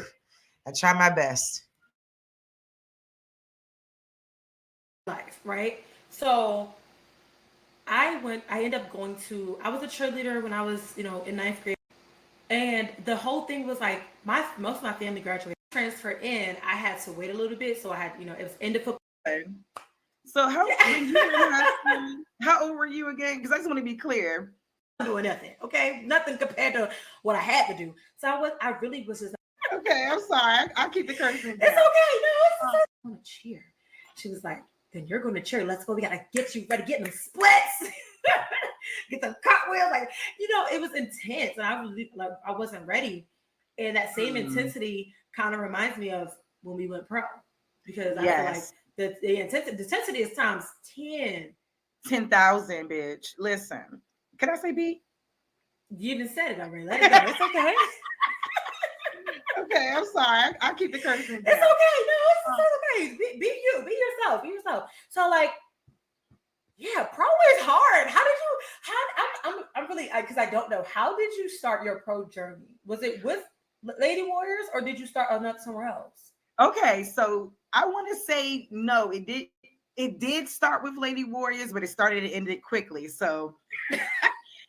So when they first had auditions for DMV Lady Warriors, I had just had, I pretty much had the baby that year and all that. So Ryan was really just born around this time. So she probably was only like a year old around this time. So I was still like not as in tip-top shape or whatever.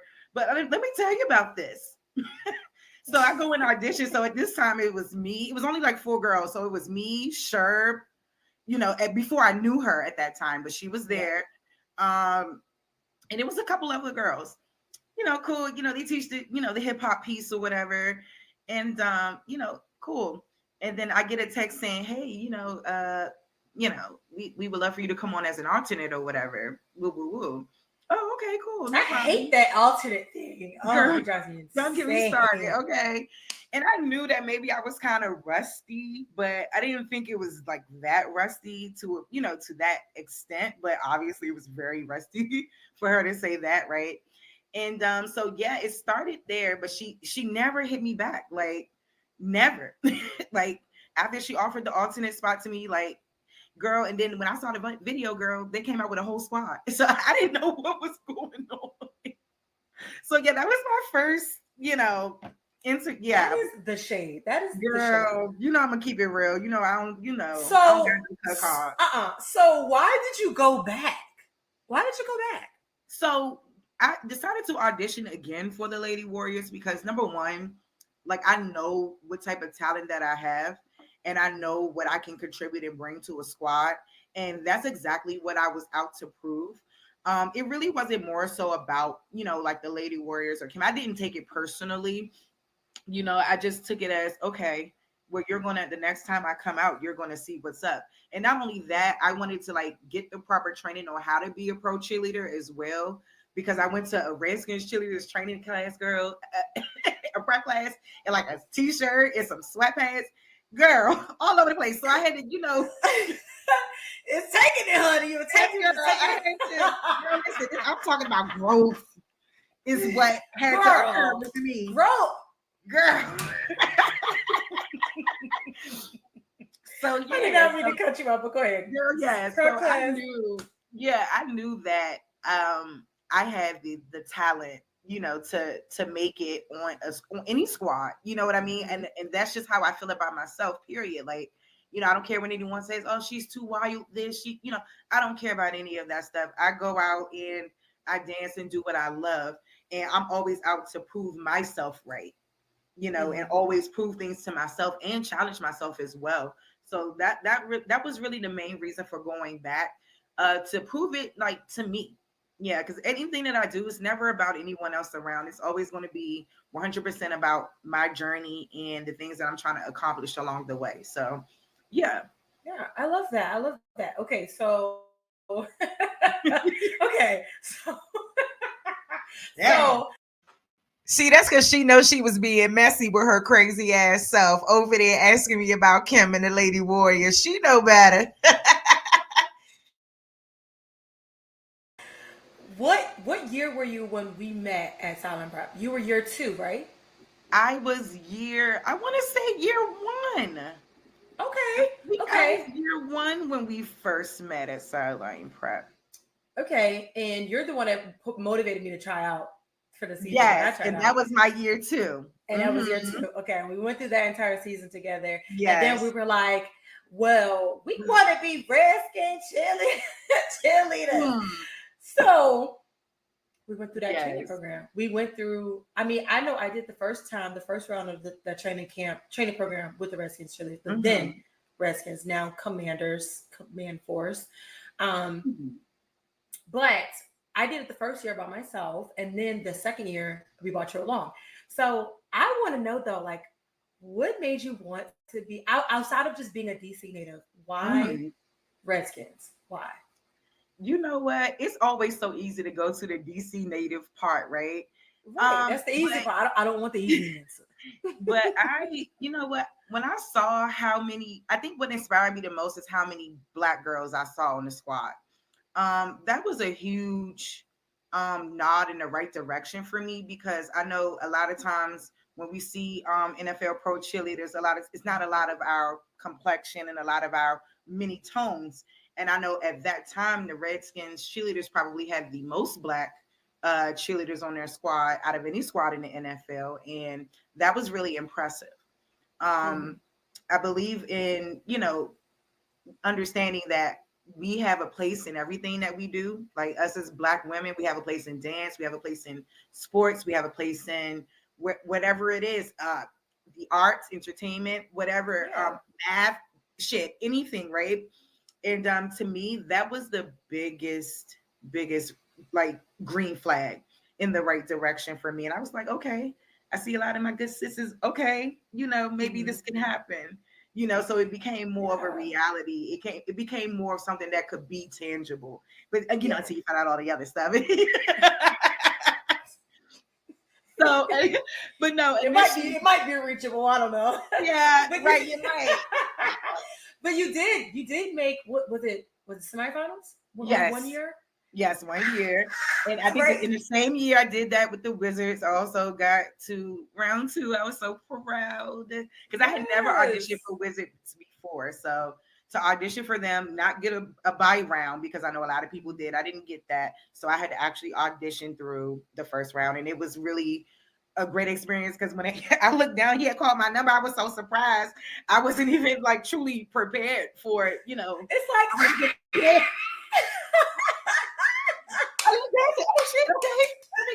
let me get on up then. Okay, period.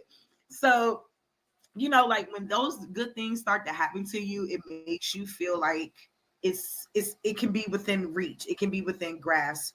So yeah, it was amazing, like a great experience to even get us that far in my career, especially considering, all the things that I went through as a dancer, trying to develop myself, trying to clean my dance moves up. That's the biggest thing, because even in high school, I just had this reputation for, Charise, she has a lot of energy, but she's just so wild. She needs to control her moves. That was always my biggest critique. The arms. Always the arms.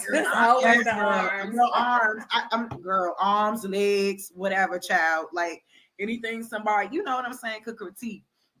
But also, like, I'm not gonna act like some of that stuff wasn't the truth. You know what I mean? Because I'm a real chick. And I'm like, as I grew as a dancer, like, I was able to, I feel like, perfect it and do it a lot better. I found it a little hard to, really control, because I have so much energy. And it'd be like, woo, I got to know where to put it, and I really learned that through the pro world. And that's what I appreciate, like learning where to put my energy. And okay, you don't have to be as energetic here. You can tone it down here, and then you can pick it back up somewhere else. Those things is what I, cherished about, the pro world. The whole experience is learning how to become a better dancer and leader as well. Because, even in my earlier coaching days, I was a young girl. I didn't really understand, a lot about, certain ways to coach, and like people having soft feelings because, it was just do it again. It doesn't matter. We don't, nobody wants to hear none of that. No one wants to hear your complaints. Nobody wants to hear none of that. And I had to remember that, like, these, the babies that I was working with, they're under a new generation, where, they're being way more, I don't want to say more coddled, but in a sense they are. We had it really, I want to say really tough.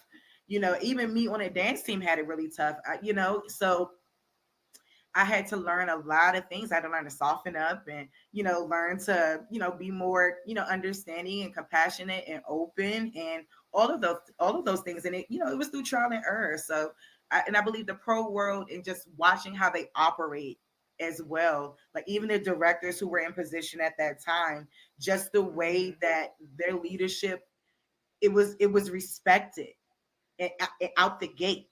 And those are the things that I was taking in around me, like the business aspect as well, all of that. Like they really provided a lot of good gems. Yeah. Would you ever try out again? Like, would you try out for Command Force or try out for any other team? I know the Baltimore is a no. I know that Baltimore is a no.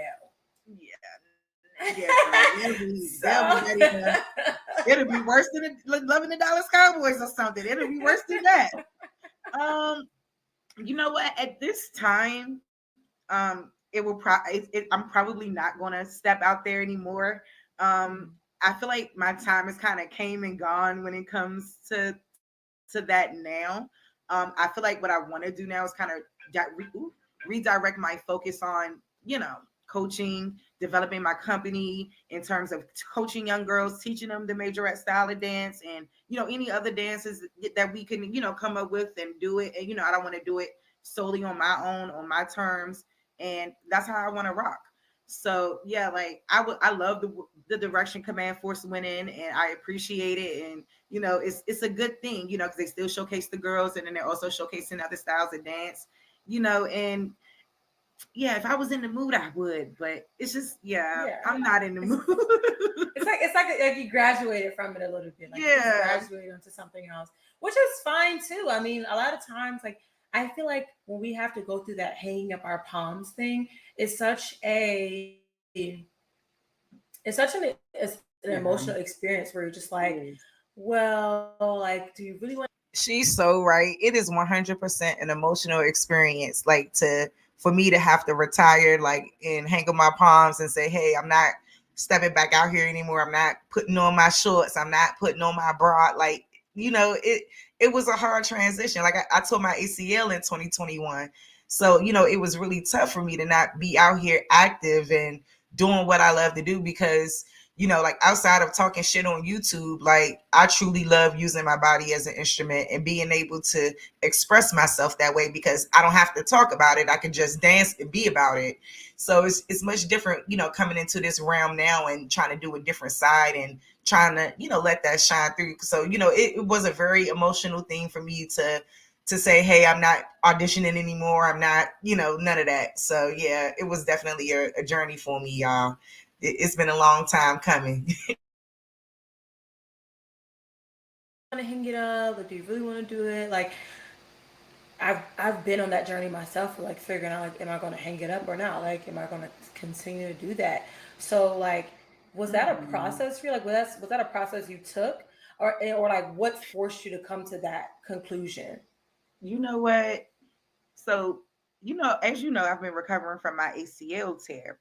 So, that's been an interesting recovery journey in itself. And, I definitely am proud of all the progress that I've made thus far.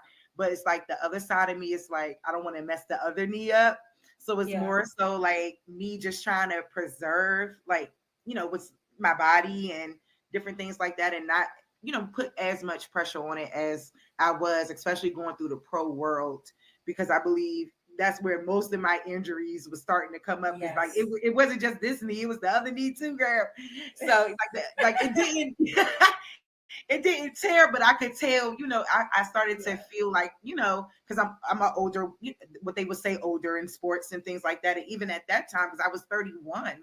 And they're like, yeah, you're kind of older in sports, so you have to just take it easy. I'm talking to me like I'm a geriatric. Girl, that's the reason I don't like saying my age or giving it out, because it's like that's when they started to turn things over and they started to treat you a little bit different. It's like, girl, I can still zip it and do it. Like, don't do that. You get into it, but probably with more energy. Yeah, just tell me what I need to do, okay?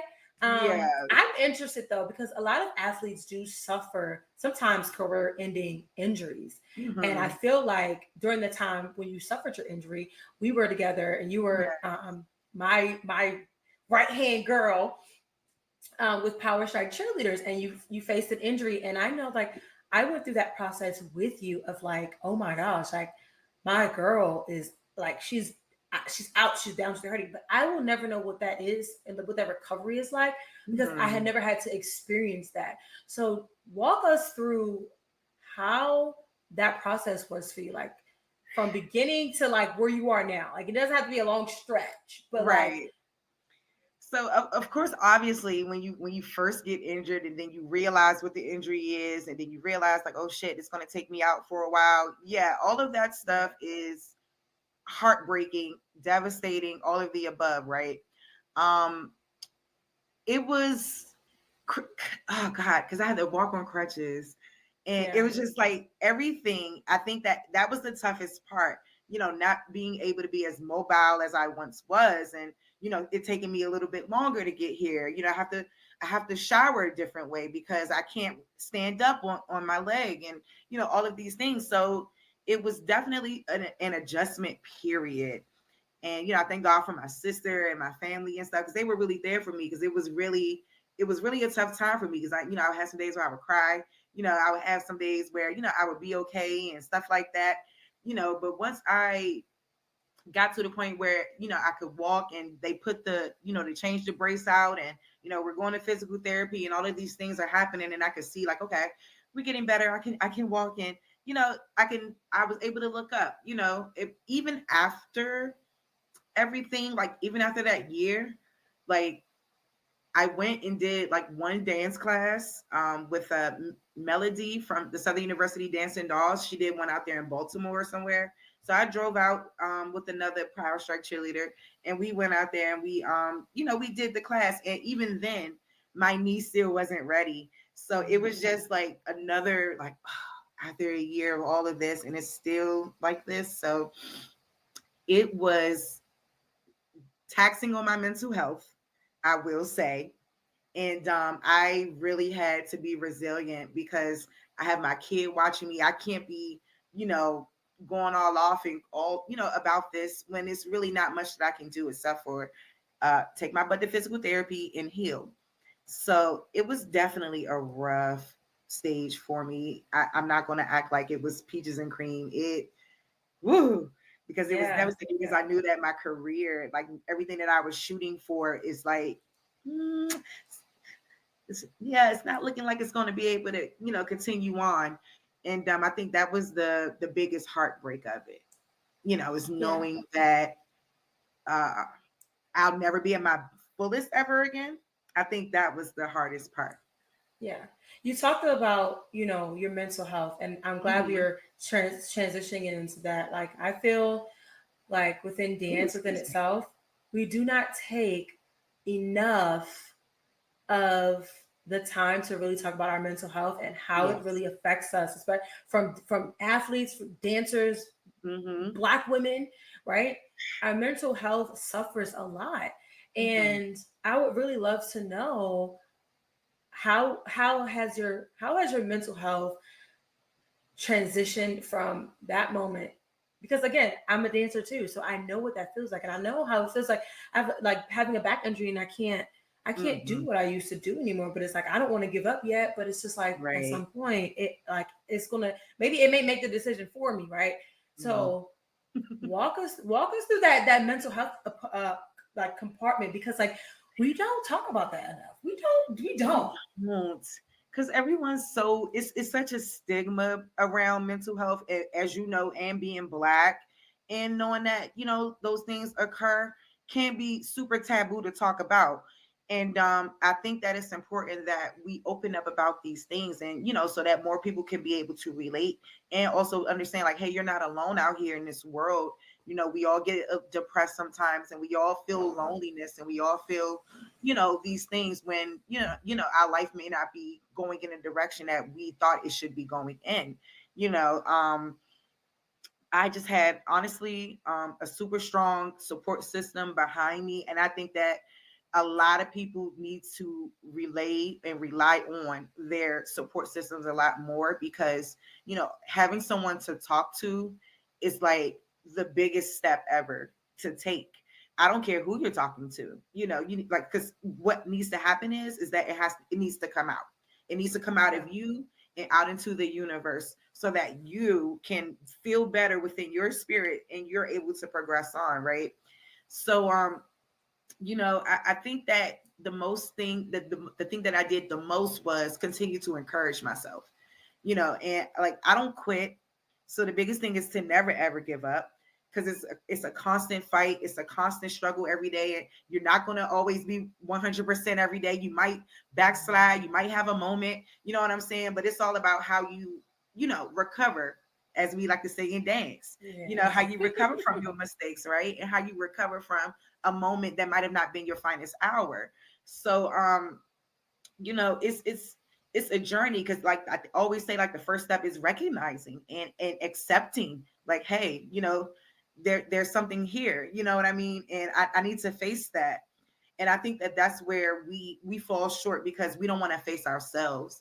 And I think that's the hardest thing for anyone to do, is to look at yourself.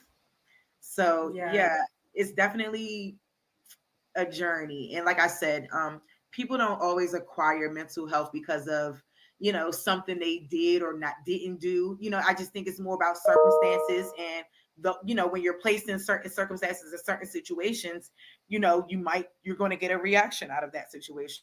So and anything could come of that. And we don't know, we can't tell people how to react to things, how to understand things, how to cope and deal. But you need to cope and deal. And that's the whole thing there.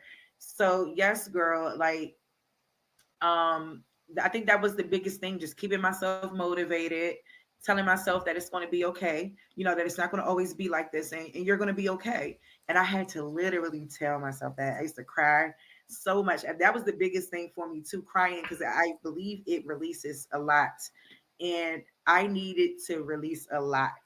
And that's what I did, because it was taking me so long to get places, girl. Like I had a car, but it was still wrong. Like once I got out, it was over. It took like 10, 15 minutes to walk to my car.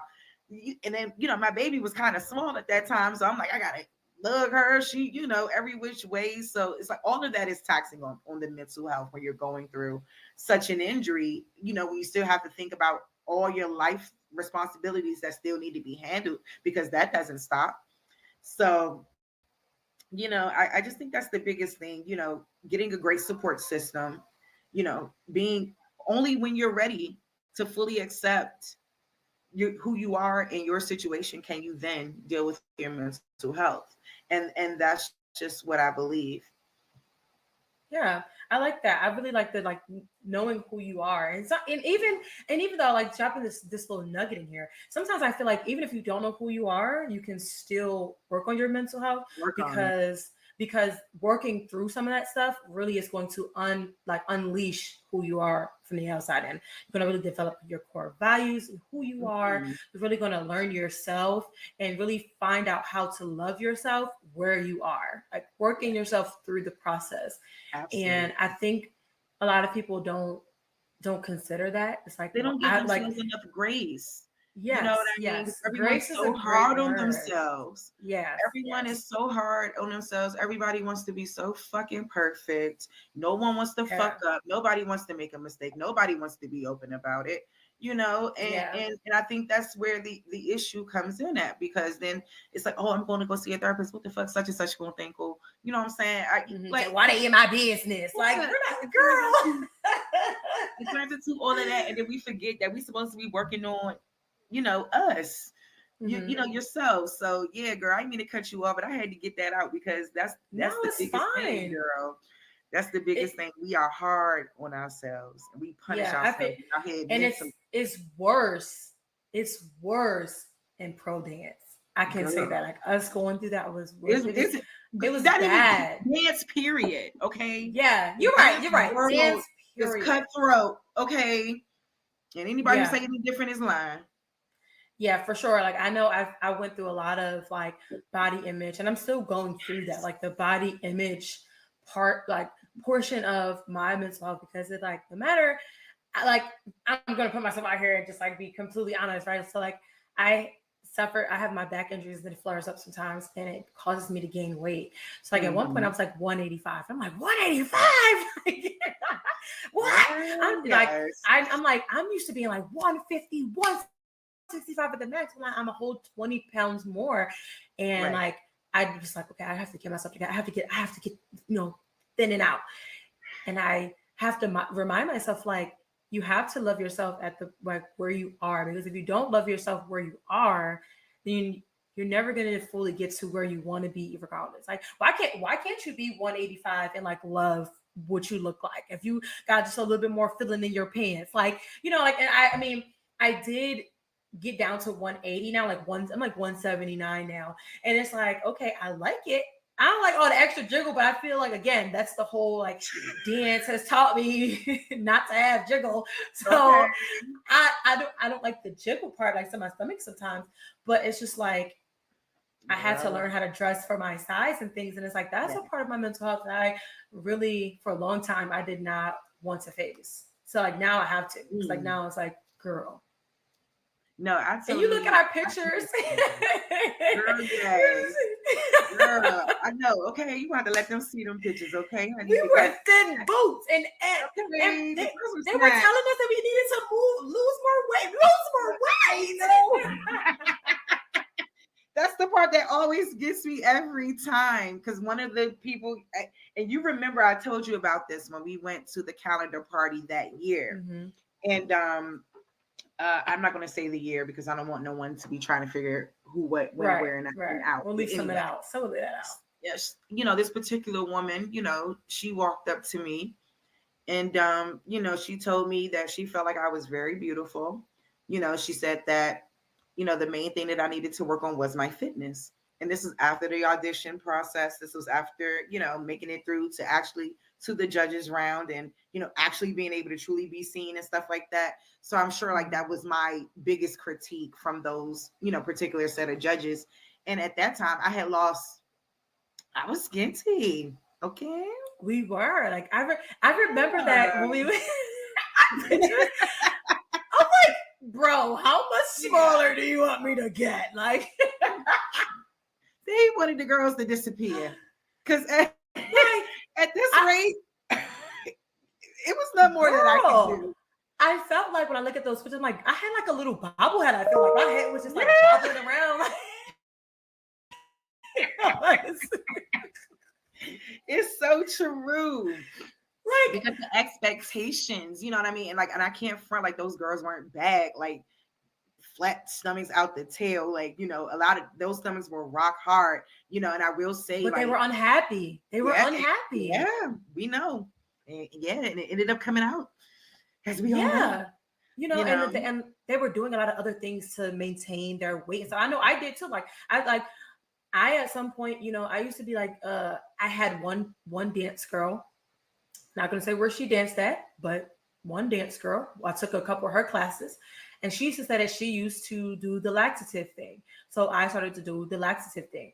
Mm-hmm. And it's like I was doing so many unhealthy things to get smaller and to stay small that really also messed up my relationship with food. It messed up my relationship with myself because I was so obsessed with being small that now I look back at myself and I'm so mad at myself. Like, how dare you treat yourself like that?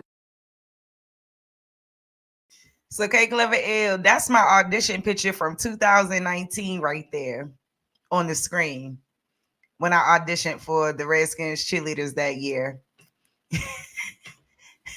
and the critique was that I needed to work on my fitness. You gotta lose weight, yeah. Yes, even looking like that, amazing. They're like, yeah, it's not. I think I look bomb, actually. Okay, I was working so hard, I couldn't get it. I don't know. Like, I didn't want to disappear. Like I said, like they wanted you to be a pinky, like small. Yeah, they did. I remember some of my coworkers that I worked with, they used to dance for the Baltimore Ravens. When I lived in Baltimore, and they was always like, they want us to be like skinny. Yeah, they want you to be skinny. They do. They do. That's why I said Baltimore is a no. Hell no. They do. They don't play. Because even when I went to a kids class, girl. Like I did a lot of different things trying to get back into my, my stuff and trying to, get myself back into dancing again and things. So I went to like a little kids class, and the one of the captains from the Baltimore Ravens, she was actually teaching, and then all her feedback was just like, it's just your weight. That's crazy. That's crazy. I'm telling you, the weight. That's all. I mean, at that time I had a lot of weight. So this was weight loss right here, what you're seeing. So I know, like, after having my daughter, I was probably upwards of, I'm about 200 something now, but then, that's extremely heavy. And like especially for the pro world, but I was kind of tall with mine. But like right here, I would say I was about maybe like 180, something like that. But it was pretty much muscle. Like there's no tummy there. Yeah, they don't really want muscle. They want skinny. Yeah, they don't want, body yada yada. Like the Wizards, they are a little different. I gotta show my picture from their audition too. I looked cute for that one too.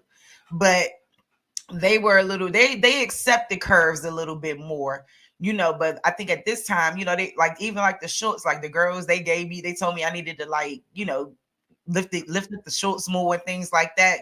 Those were the pointers that they was giving me, going to classes and stuff like that. Because otherwise my shorts wouldn't even look like that at all. But that's how their shorts are cut, the ones that they wear when they're out there. Right. So you learn this shit, as you go along. Like, you don't, you learn this shit. I didn't always know it.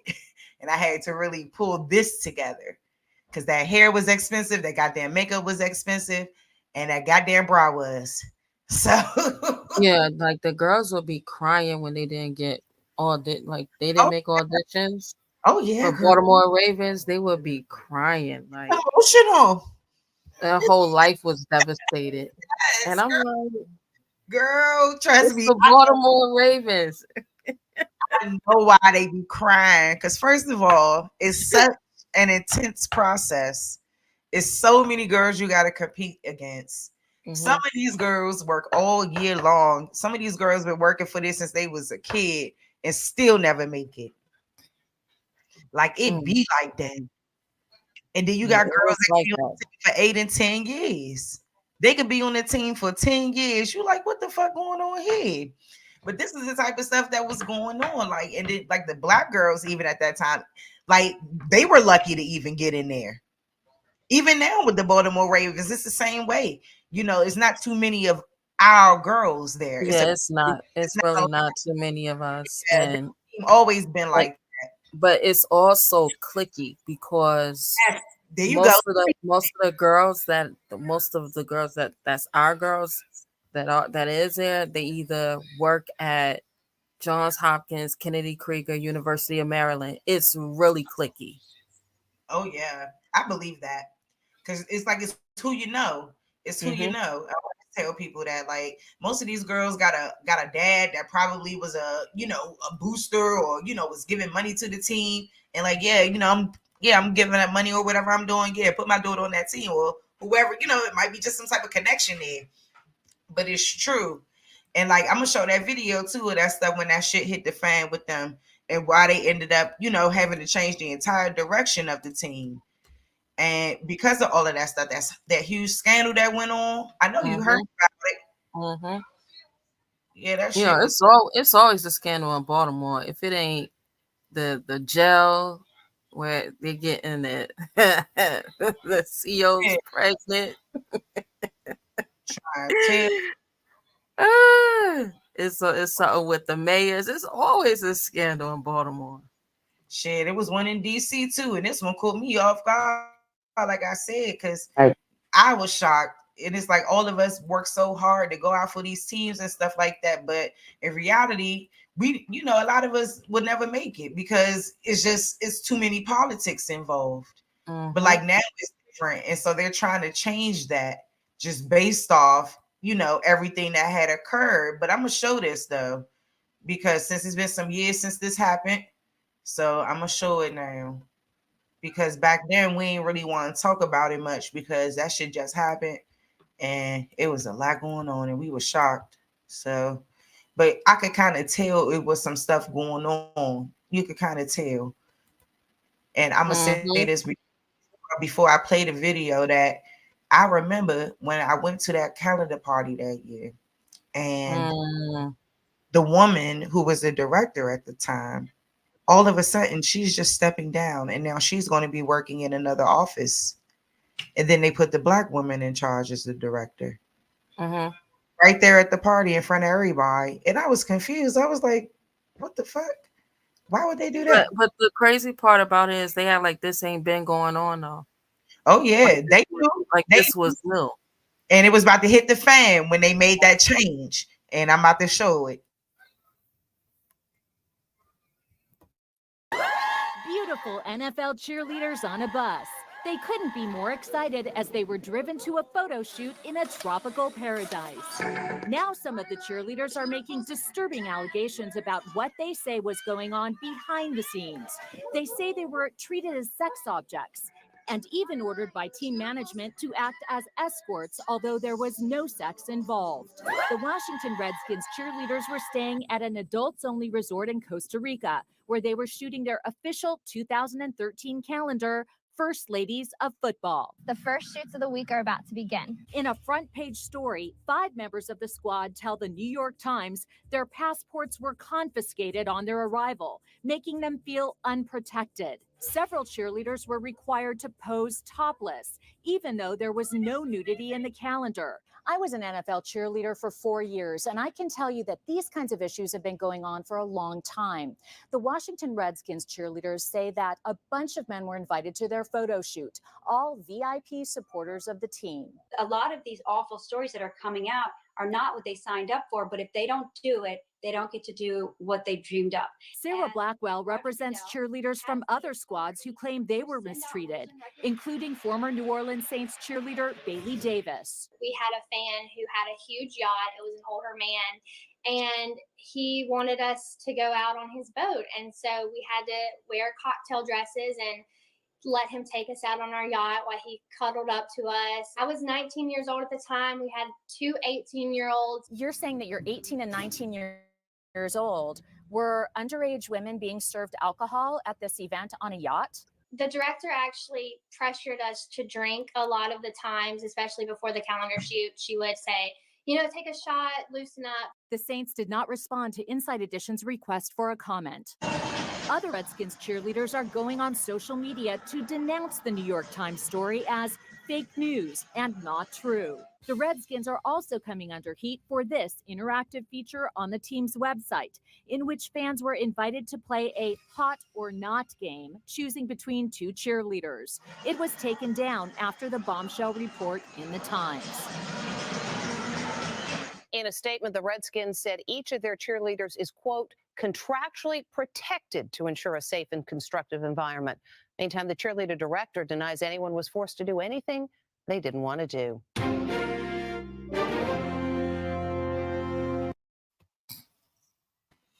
Yeah, they know that.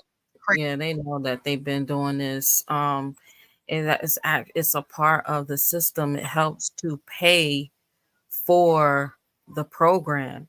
You know, like I don't think people really understand that those sports programs aren't free. You got to pay the coaches, you got to pay the staff, you got to pay the cheerleaders, you got to pay, you know, everybody. So those VIP tickets, whatever those VIPs say they want, they're giving it to them. Yep.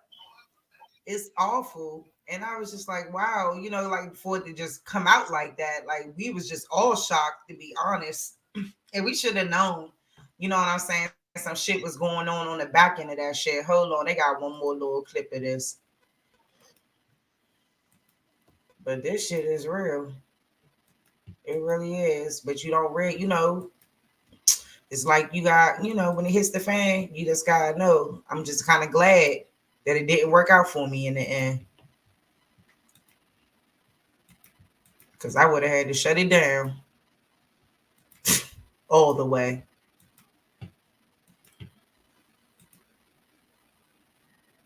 All right. Get the holder. Of the Washington Redskins cheerleaders, Rachel Gill and Bishop, and we want to make clear the Redskins asked you to speak out on the team's behalf. Good morning to both of you. It's nice to have you here. Thank you for having us. When you read that article about a trip you were on with Redskins cheerleaders, did that sound like the trip that you had gone on, forced to pose topless, having to escort, bigwig sponsors and such to the bar? Not at all. Yeah. We can't discount the experiences that other women had on the team, but we can bring to light the facts of the circumstances. We each had our own experiences. So the topless being forced, just simply not true. Everything like my The redhead is extremely emotional, ain't she? She's extremely emotional. Yeah, she getting paid good. They made sure they paid her. She putting it on for the team. Teddy said earlier, all optional, voluntary. Some girls were excited to do those things. In terms of being an escort, that was never a perception that I had. I think that being friendly and receptive and welcoming to sponsors is completely different than being an escort. Yeah, let's talk just for a second about a couple of things, the topless situation. So can I just ask a general question? Like, why was there topless photography with people around? What was the point of that? Was it for a calendar or? This is a calendar photo shoot, but the perception of topless is completely different from what is used in our calendars. We're always covered still, even if there is a topless photo. And again, like we said, we always have the option to say no. We are never forced or told to do something we don't want to do. Do you think it's possible, because as you said, you don't want to discount the women experiences, those who spoke to the New York Times, they're not here, but is it possible that someone might have felt, like even if someone said it's your choice, but you know how it is sometimes there can be a situation where you're like, I don't know if it's really my choice. Is it possible that they felt like they were forced into it? I can't speak for them. To what they feel. Yeah. I mean, we know that the facts and the circumstances were that nothing was ever forced upon us, and we never felt that way. And were either of you guys at that sponsor event with where they said that they felt like they were, I think the girls described it as almost felt like they were sort of kind of pimped out, like you have to go to this event with these sponsors? Those terms, pimped out, escort, they just need to stop, because it's absolutely not what happened. And yes, I was there, and I did not feel that way. For me, it was a relaxing night with my friends, a fun night with my friends. And to put it into context, the women were not selected by the sponsors to escort them to the club. We were always with someone we knew. We were always together. There were the two representatives from the Redskins, Dennis and Lon. I have great relationships with them, and I was happy to see them there because, again, putting our safety first. And I never felt pressured, and it was something that Stephanie, our director, asked us to do, because not asked us, she wanted to know if we wanted to go enjoy a night off site with our friends. I mean, we were veterans on the team. We'd already completed our shoots. We did another ziplining trip as well. It's just something to do together. Can I ask you, because we just saw in the piece, there's this now larger questions about the culture of NFL cheerleading and whether the cheerleaders are treated with the respect that football players get, whether they are subject to, in some cases, kind of strict rules that seem outside the bounds of what someone else might be put up to. Did you guys see any of that? Do you have any problems with the culture in general? The culture behind our environment as cheerleaders, it's such an empowering, and it's a sisterhood, it's a bond. From day one, when we make the team, it is, we're already like, as a team, kind of help me out here with the... Yeah, well, so to answer this question, I do agree. So the NFL is totally male dominated, right? Players, management, fans. Not to say they're not female employees and female fans, because I'm definitely was one of both, and one of both. But the fact that the article painted such a harsh light in the fact that Stephanie, the director of the cheerleaders, a group of women led by one woman, would suggest that it was her responsibility to take care of all of this is pretty preposterous. One final question, because this struck me as so outrageous when I read these stats, and it really bothered me. I read that an average cheerleader makes $150 per game. That's on the high end. The low end is $75 per home game. Are we in the ballpark, and is that ridiculous to you guys? There have been a lot of strides have been made over the last few years, especially from when I started to where they are now. and it's improvement to where they're getting paid better. They're being treated like timely. Yeah, But is that the ballpark? Just because I don't know what being paid well is. I can't speak for what it is now, and we're not on the team anymore. Right, but is that what it was? Yeah, close. Approximately. Approximately, Yeah. But yeah. But Rachel, do you feel, because I can see that it upsets you? Yeah. Why? I hate that this negative light has been portrayed on our organization for something I was so passionate about, and so many women felt this was the best years of their lives. And my experience was never anything that was portrayed in this article. And I loved it, and I can't thank Stephanie enough for the opportunities that were presented to me. Okay. Thank you so much for being here. It's not easy to come out and be in the public eye. So thank you. We appreciate it. Appreciate thank you so much, Savannah. Thanks. Hello, Today fans. Thanks.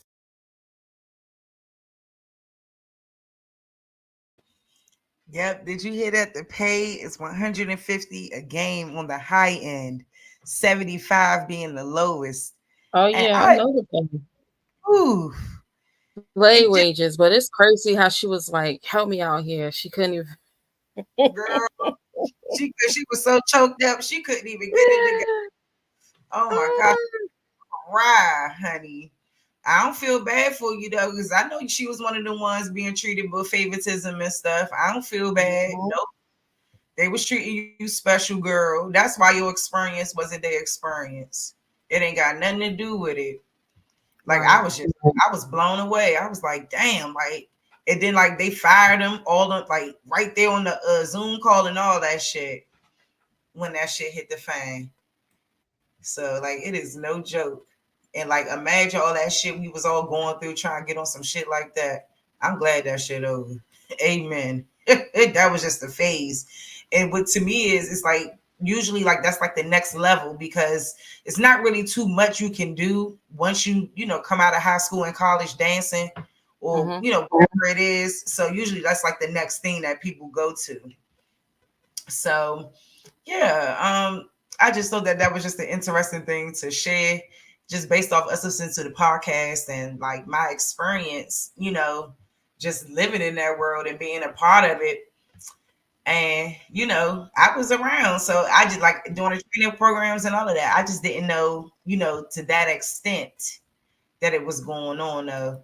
But they got some cool little videos about how this shit is though, and it's real. And yeah, and now they've gotten to a point now where other people can try out for the team, as a woman. And me and my sister, we always had this contention all the time, Cake Over Air. I'm not gonna lie to you, because I told her, I said, like, it's so hard to even make these teams. Most girls never get the opportunity. So when something like that happens, it's not about me being against, it's not about the sexuality or anything like that. It's not about who you love, or it's not about that. It's just like I know a man's agility is totally different from a woman's. Yeah, they beating, like, they on the women's teams and the girls teams for all the sports, and they winning. They could be bald headed on the team and everything. What time would that shit ever fly with anyone else? Never. Never. That's why it's such a problem for me, because it's like, oh, what? Y'all are really going too far with this. Yep. And the disrespect against the women. That's even, it's like no respect whatsoever. Every time telling you that you're not a real woman. Like you see it all the time on all these different platforms. You're not a real woman. I'm a better woman than you could ever be. And yeah. And that shit is disrespectful, because we work so hard, to all of us in all of our respective fields, whatever it is that we do. We've had the plight of this situation on our backs for so long as women, the blame for everything, all of that shit. And you just get to come in and just be a woman because you want, you want to. This shit out, okay? Shit, You know, we twins, but we got different opinions, you know. And then more specifically, you know, when you know someone, your opinion is even more jaded. So she knows this person. See, I don't know the person. So I can see why her opinion may differ from mine. But at the same time, it's like, no. No, you don't get to be a woman because that's how you want to identify today.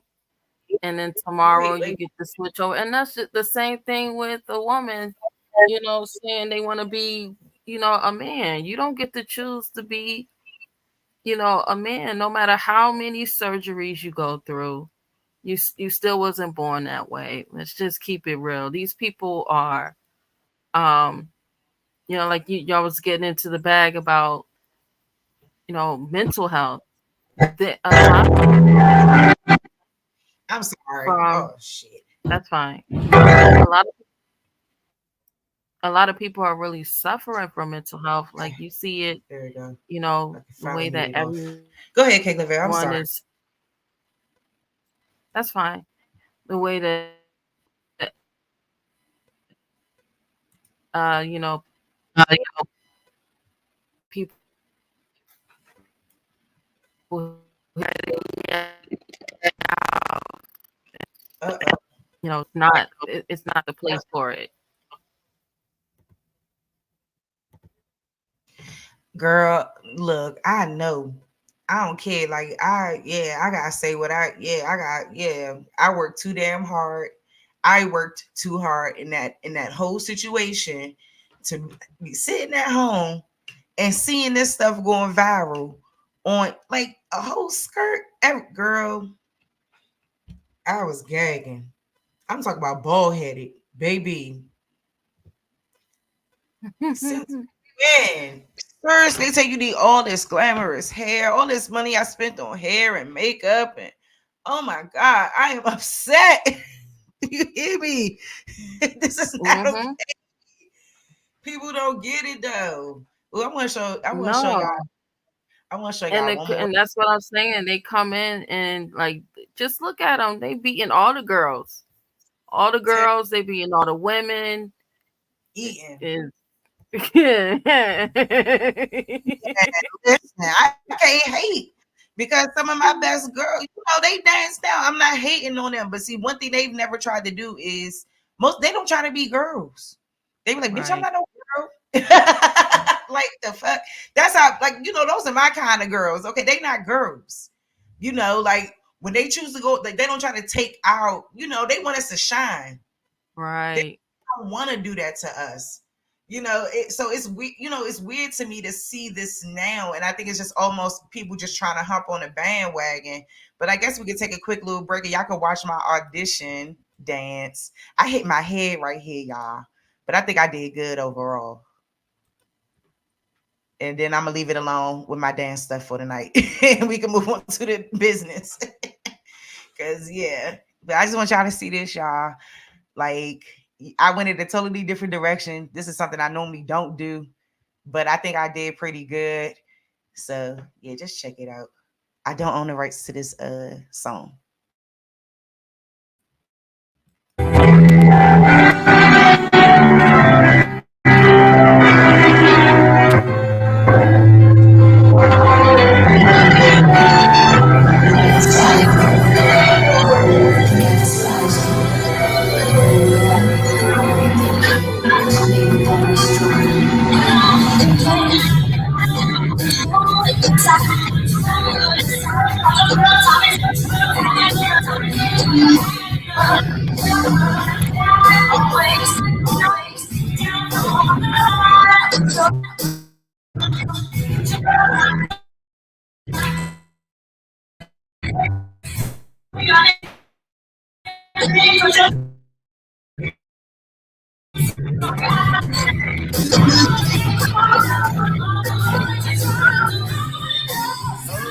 I should have muted.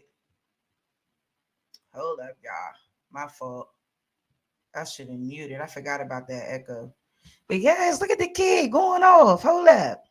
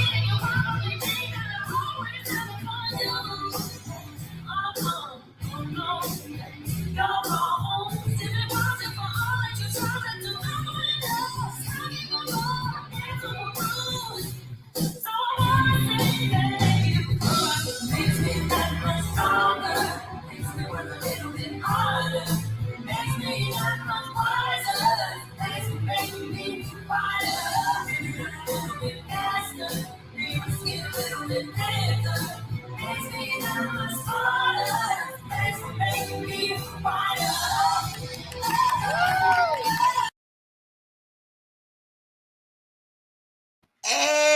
Okay, period. niece. Hey, Yes.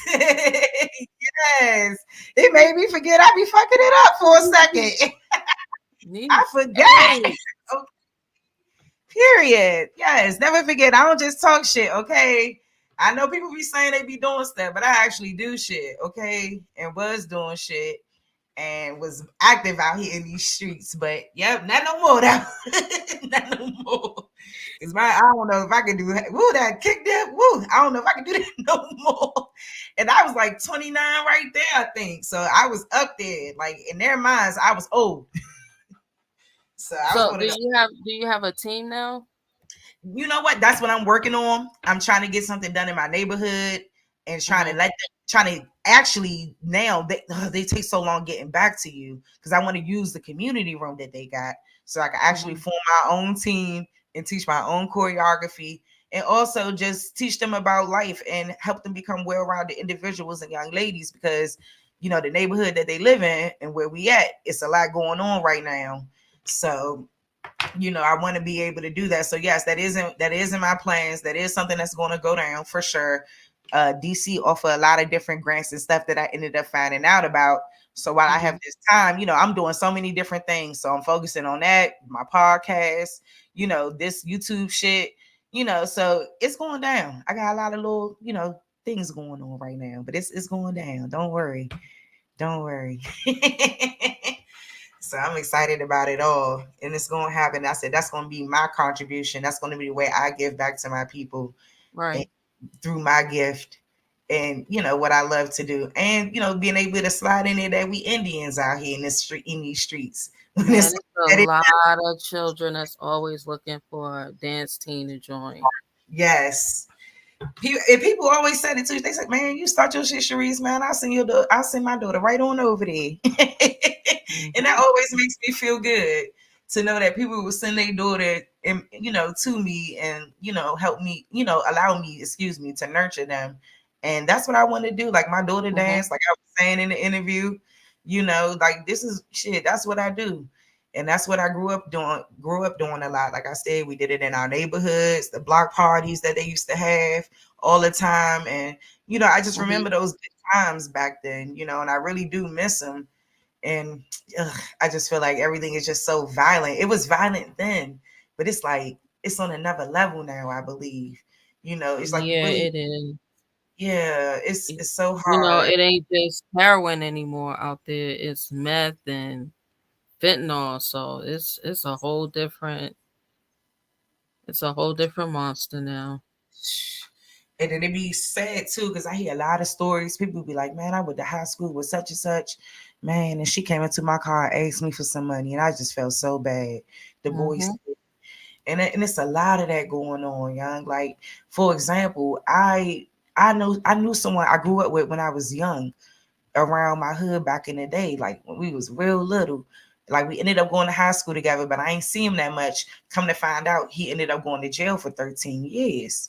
So that's probably shortly after we graduated and stuff, because we only been out of school for like 15. Oof. Ooh, wait a minute. The years start adding up, don't they? The fuck up. They sure, I don't like it. Ooh. 15, ooh. So yeah, so he ended up, you know, being locked up for some stuff or whatever. And long story short, fast forward or whatever, about around, this is probably around February. This is probably around the time I did this interview, around that time. I ended up seeing him in a Hearst Teeter. And he shocked me. Then he thought I didn't know who he was. I said, "Boy, I know exactly who you are. Like, I'll never forget who you are. We grew up together or whatever. I'll never forget like the kids from my childhood because they was bad as shit. Stealing cars, doing all types of stuff. I mean, I'm talking about young, even back then. Shit was it was real. We was in the trench with it. Okay? Yeah, I mean, a lot of people had to raise themselves. Yes, and still is. And still is. And even, I see it around here. But let me get back to him because it ended up getting it's so sad. So anyway, his ass So, we exchange numbers or whatever, of course I'm not feeding into it because you ain't about to try to get you ain't about to try to get me like that. No, sir. So yeah, you gonna come correct or don't come at all, period. So, it was just always just text messages and stuff like that. But like I was gonna actually consider like, sitting down with him and stuff like that, like maybe at Starbucks or something like that, somewhere in the open, not nowhere, no nighttime. I don't want to be drinking, nothing like that. No, I want to be able to talk to you with a clear head and see where you are or whatever. So like we actually made some plans to make that happen. And then like a couple days later, I ain't hear from him and I ain't know why. And my best friend sent me a little thing, say, girl, he passed away. I'm like, wow. Girl, yes, got shot in our old hood. And I'm like, he around there. My heart just broke. I still feel bad about it. Like right now. Because like even him saying like I how could I ever forget the sweet twins, talking about that's how we were when we were younger and stuff. Like it really made me feel good. And he was only out of jail for 1 year. That's always devastating, like somebody really, they wanted to do that. And that's how that feels.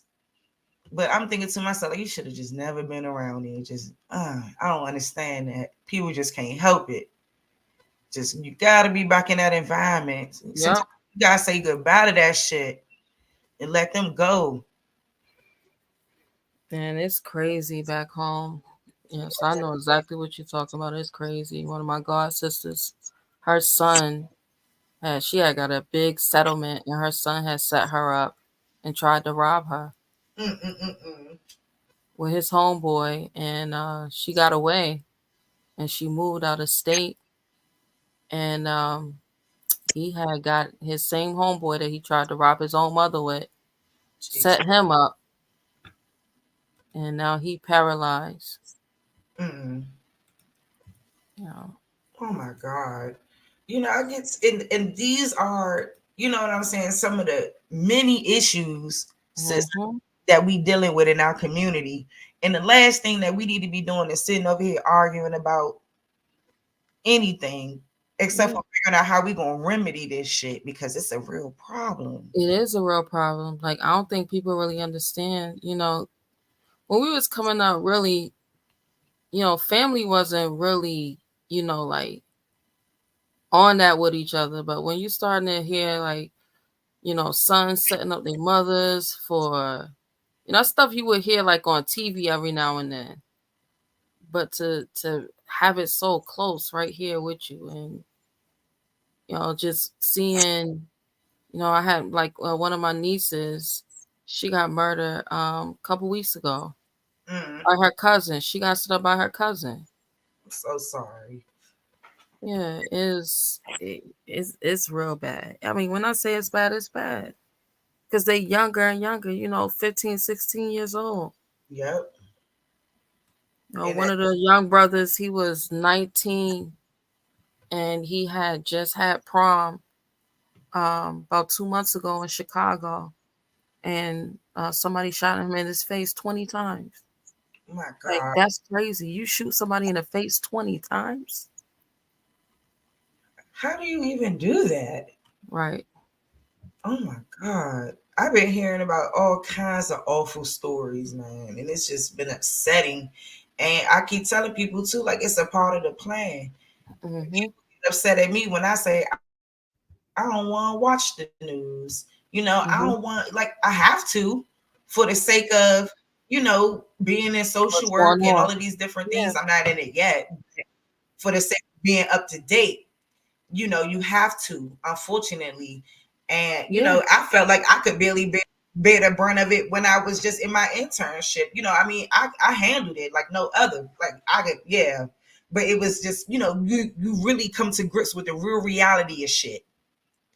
And that's what it was for me. Because it's like, wow, you really know, like this shit ain't no joke what people going through. And that's why I always tell people, like, listen, y'all be so quick. Y'all need to be a little bit slower to judge and a little bit, you know what I'm saying, more compassionate for your people. And know that we all in some tough shit. If we come together the right way, we can figure it out. Yeah. And we do it Like right. you can hear it when people are expressing, their thoughts and ideas and how they feel when they hit the panel. You can see it. Manic depression, schizophrenia, bipolar. You see it. You can hear it. Mhm. You can. It's painful. Mm-hmm. And like then the history doesn't make it any better. The Right. discrimination, gender laws, black codes, all of these things that generations of our people have had to overcome and still have had to force ourselves to be strong and stand up in spite of and still continue on. We've done this. And I just think now, like, we got a different generation, and like I'm like, even me now, I'm trying to raise my daughter. Like, I don't want her to be hard as a rock, but you have to be strong, baby. Mm-hmm. Because I say you're 8 years old, it's starting right now, where you're going to start to see more cruelty, people being mean and doing things that you may not do and that you're not going to be doing, because I'm not having it, because I'm on your ass otherwise. However, right. I say you're at the age now where you have to be able to start discerning the difference for yourself, what's right and what's wrong. And you with your moral compass what's right You and gotta what's watch wrong. out. Yeah. I be You trying gotta to know teach who your real friends are, because they setting you up. You going on trips. Yeah. You think Yep. these your friends, you going on trips and they killing you. Yep. For no reason, because they jealous and hateful. And like I tell, and that's what I be telling people too. I say they probably be a long ass time. I said she probably be 18 if by the time she decides she want a flat iron in her hair, because I'm not putting it in her hair. Mm-hmm. So don't keep asking me about no blowouts, no nothing, okay? Because her hair is really long. Y'all not gonna come for her. Y'all not. Because there's always some shit around here. Because I even experienced it growing up. All this drama around somebody having long hair and It's always about our hair. That's like the number one fight. That I don't understand it. That's always been the number one fight. Is always been about our hair. Hair. I don't know which generation that started in, but I don't know.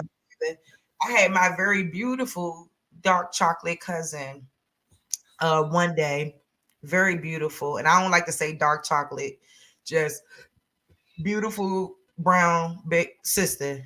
Nonetheless, we're cousins. And one day she told me that I was light skinned. I was so taken aback. I said, "Who light skinned?" She said, I said, "Hey, stop playing with me." I said, "You do not see no light skin on me." What are you talking about? I couldn't believe it, but that's what she think. Yeah. That when she look at me, she see a light skinned person. And this is the type of stuff that you got to deal with. Like, I'm nowhere near light skinned woman, to be honest. I'm a lighter brown skinned woman, people would say.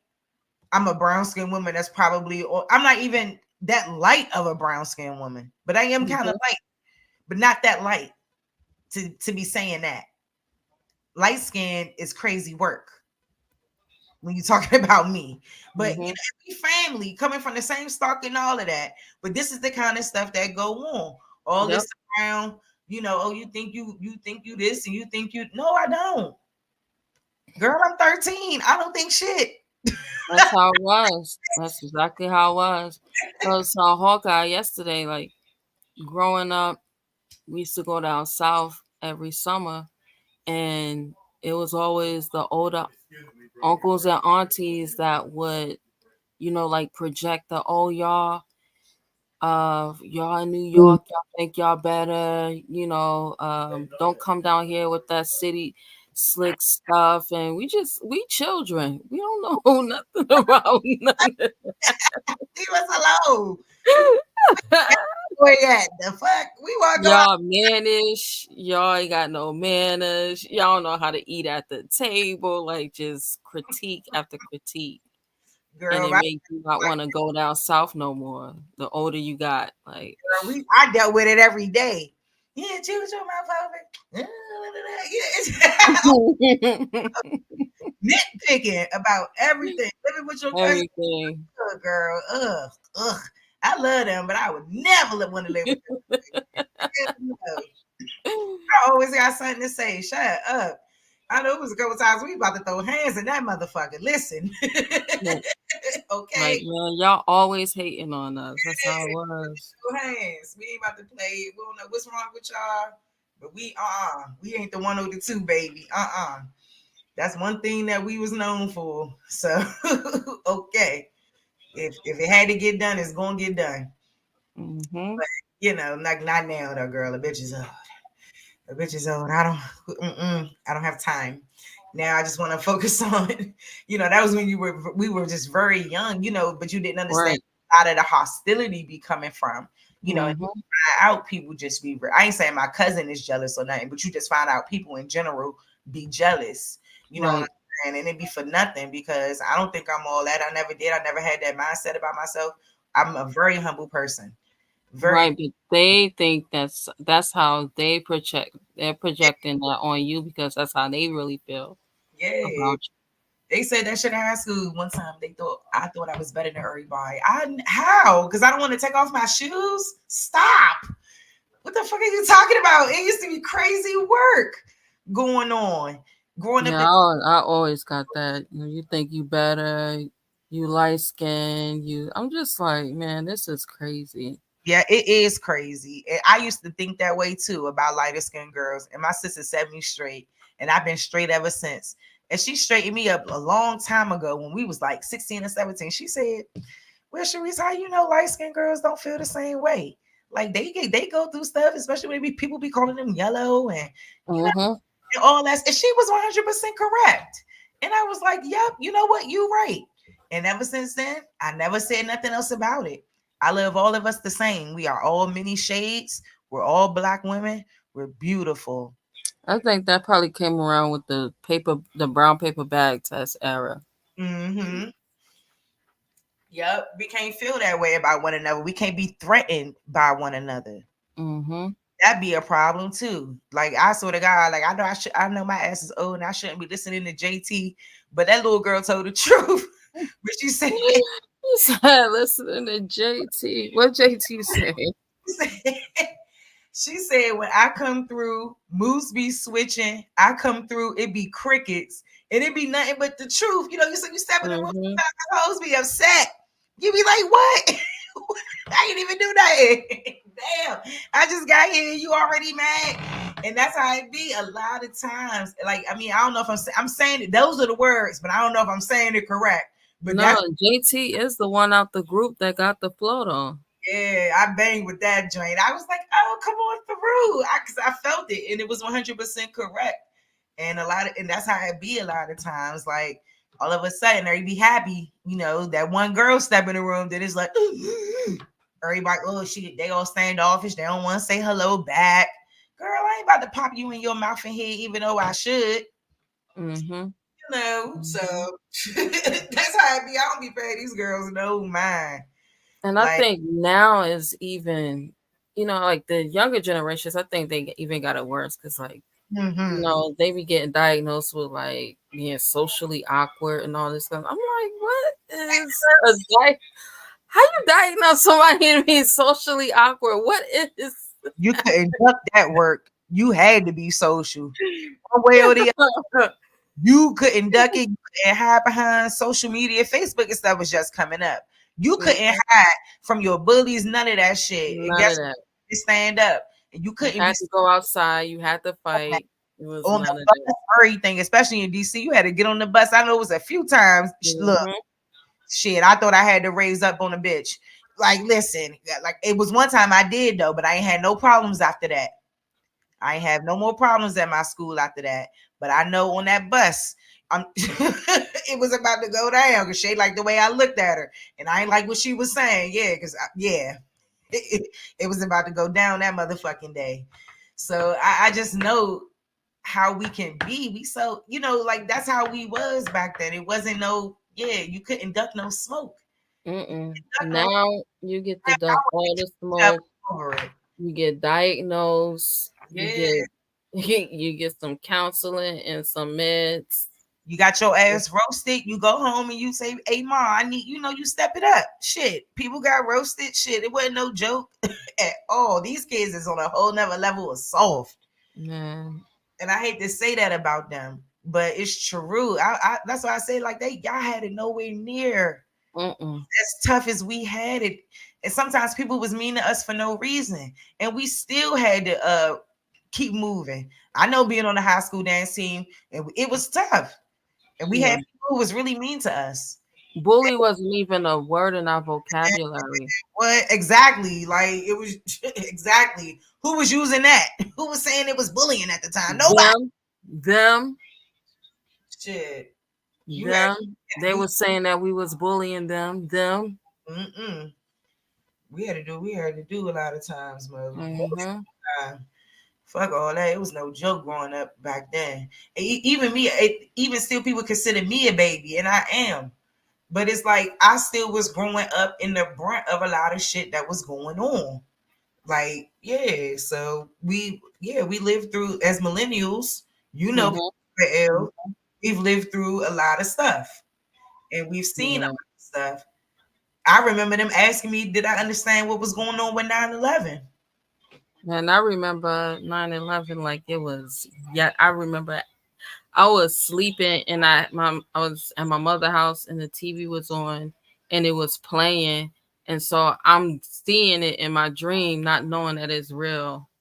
Like, it was that type of vibe for me. But I remember 9/11. Yeah, that was crazy. They sent us home from school early and everything when that shit kicked off. They was like, they sent everybody home. I remember my folks, they had it on the TV. We was all watching it. It was young. It really was mind blowing. And like, we were just children. Like that had happened. I think a few months before Aaliyah had passed away. So we was all devastated about that. I mean, we was really devastated. I remember, I think that's where a lot of the, like for us, because, we really didn't have the, like the Columbines, right? In our school, we mainly had, we still had the rituals. Because I remember when they let us have a moment of silence when Biggie and Tupac died. I remember guidance counselors being at the school and everybody, all of us just crying, going through so many crazy emotions because Biggie and Tupac died. It was crazy. Like they knew we was going to go crazy going to school the next day. So they just had the people there prepared for us. Like I felt like that was a whole ritual for us. Girl, it probably was. Taking out two prominent people in our community, two prominent rappers at that, who had a lot of influence and over a huge mass of people. Yeah, man, absolutely. Especially how would they know to have, all of these guidance counselors there to, help us through grief and consult? Like, how would they know to do that? And if it happened at my school, I know it happened at all of our schools. That is, I was young. So when Tupac and Biggie died, I was about around 6 and 7 years old when they passed away. So I you know what I do remember vividly? I remember that, but I remember vividly more so that JonBenet Ramsey case. Do you remember that? I remember the JonBenet Ramsey case. Yes. I remember the JonBenet Ramsey case, but it didn't really. So JonBenet Ramsey, I remember JonBenet Ramsey was around the same time around OJ, right? But I remember OJ more because that's all it was talked about in the house was OJ. JonBenet Ramsey case, you know, it was talked about, but it didn't really resonate with us because it wasn't us. It was just like, okay, a little girl, you know. I think the what was it, the little boy who was in a tire and he swam, what was his name? Gonzalez, I think his name was Gonzalez. He had swam from Cuba to Florida. I think he resonated more with us than I you. I feel like it was on the news so much. My mother used to make us watch America's Most Wanted and motherfucking Cops. Yep. Night, man. Look, this is the shit I was dealing with that woman. I love her to death. Oh my God. And I remember that stuff. Even John Walsh, because I didn't even know John Walsh, like the reason behind America's Money, his own very own child. So you know, you find things, you know, very interesting when my mother was really trying to just help me understand how important it is for us to be safe. Right. And to protect, you know, that we, even though we're young, we need to be aware that you could be in danger. And that's all. I don't think she was trying to scare us. You know, now that I'm older, you know, I felt like she was just trying to scare us. Like, what the fuck is we saying? Why is she making us watch this shit? I want to watch Moesha. You know, I don't want to. Right. Hey, girl, I don't want to watch this. I want to watch Moesha. Facts. Man, you know, shoot. Like, where's the box at? I don't want to watch nothing. So, like, this is the stuff that I, you know, yeah, man, it's crazy. It's crazy how much the world has changed, and you know, it's now a more technically advanced world, you know, technology advanced world, I would say, and it's amazing. I mean, and a lot of things I will say too, girl. My mother was right about how expensive things would be for me as an adult in my life, and she was saying that back then when I was a little girl. It keeps repeating in my head. I don't know the fuck why. Because every time I see gas at $6 and shit like that, I just shake my head. I'm like, that woman was right. Yeah. And all inflation and just everything. They went up on everything. Things were never this expensive. I remember being able to spend $1 or $2 and get a bunch of shit from the store. Yeah, I remember back when gas was like $2 and some change. Yeah. I remember people could use $5 to fill up. I mean, I still can remember that. And it's sad, you know, like that's why I always tell people, like, a lot of this shit is an issue, especially this migrant stuff that's been going on. And that's why I was telling my sister, she's like, well, I just feel like, you know, she just has a different opinion. She's like, I don't give a fuck for real. I said, you need to give a fuck. I think the migrant stuff is another, it's the new wave of immigration to allow people from all over the world to come over to set up shop like they did, you know, at the turn of the century. The same thing. It's the same thing. Yeah. Nothing new is under the sun. So, you know, like I keep telling all my people, look, you get your genealogy done and get with your family, and y'all start collecting these land patents and claiming this property back and start charging these foreigners. I'm telling you, because this shit is getting out of control now. And I don't know. I don't really know what we gonna do. Like, for real. I'm trying to find that video that I sent to myself on these migrants, and I can't find it. But I'm gonna have to look. But anyway, it's too much for me, to be honest. And like when I look at them, you know, not all of them, but when I look at a lot of them, like they have a lot of tattoos on their face and things like that, you know, and I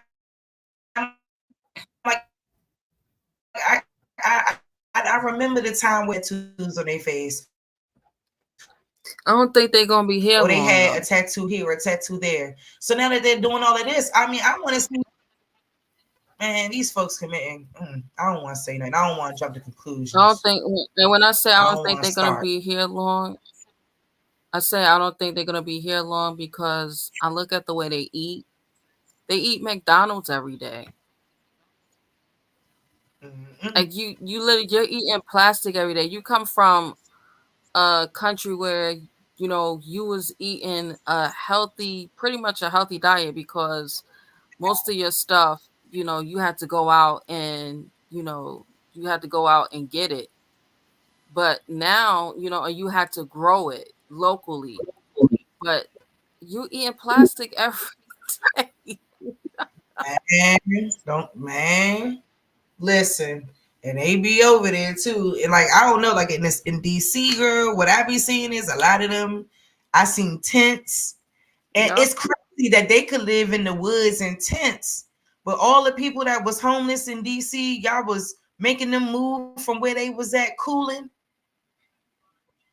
respectively. But these folks that come over here and squatulate and do this, I'm confused. But our folks that's fucked up couldn't do it. Nope. This is shit I'm talking about. I'm trying to tell you, this getting out of control. They not playing. Like all kinds of people. It's not just, it's Jamaican people, Venezuelan people, all people. And I ain't never seen it like this. In our lifetime. This is crazy. No, we ain't never seen it like this. Yeah, and I know it was a big deal back in what year was that? 2012 or 2013. They said that Barack Obama had sent a bunch of immigrants back over to where they come from or whatever if they were undocumented. I believe. I mean, quote me and correct me if I'm wrong, but I believe that's what had happened back in 2010 or 2011. So it's very interesting to see them open up the border and do this. Remember, Trump was just sending them back right before. Remember, Trump was just sending them back. Yeah, Trump too, of course. Trump had the border open. Hell no, he didn't want it open. Hell no, this was not happening under his watch, and that's what I told my sister. That's what you got to pay attention to. When was this happening at? Was this happening at Wichita's presidency or Trump presidency? Because this is not going on under Trump presidency. Not at all. He was sending them back like y'all gotta go. Wasn't playing. He was actually paying the countries. He was paying them to receive your people back here. I'm gonna throw you some money. And I gotta find that other clip too, because they giving the migrants more money than people who receive welfare and SNAP and TANF benefits and all that shit. No, it gotta stop. Hell nah. But the Jews been getting it like that though. Man, our folks been over here struggling for generations and generations. Y'all won't even apologize for the chattel slavery bullshit. Y'all said it happened. Apologize for it. Y'all suck the asses. That's not going to happen. I'm just saying, they swear it happened so bad. They got our people's whole mental, all this stuff fixated on this awful Holocaust that they said happened to our peoples. No. Somebody need to start accounting for something. Because it's really getting out of control at this point. It really is. I don't know. I just be so upset. I don't like seeing us in this position. Like, I think we are in the worst position that we could ever be in right now. But also in the best position because everything is at our disposal now. And we have to find a way to work within the confines of that. So, it's just a day at a time. But we got to really, really get on a plan of what we're going to do about this because they're not going to stop coming in. Not at all. Because these folks, they risking a daily trek through something called the Darien Gap. Yeah. So they could get through here. Hold on. This only like 5 minutes, I think. Let me let NBC News rock for a second. Okay, I'm going to mute out real quick. Okay. All right.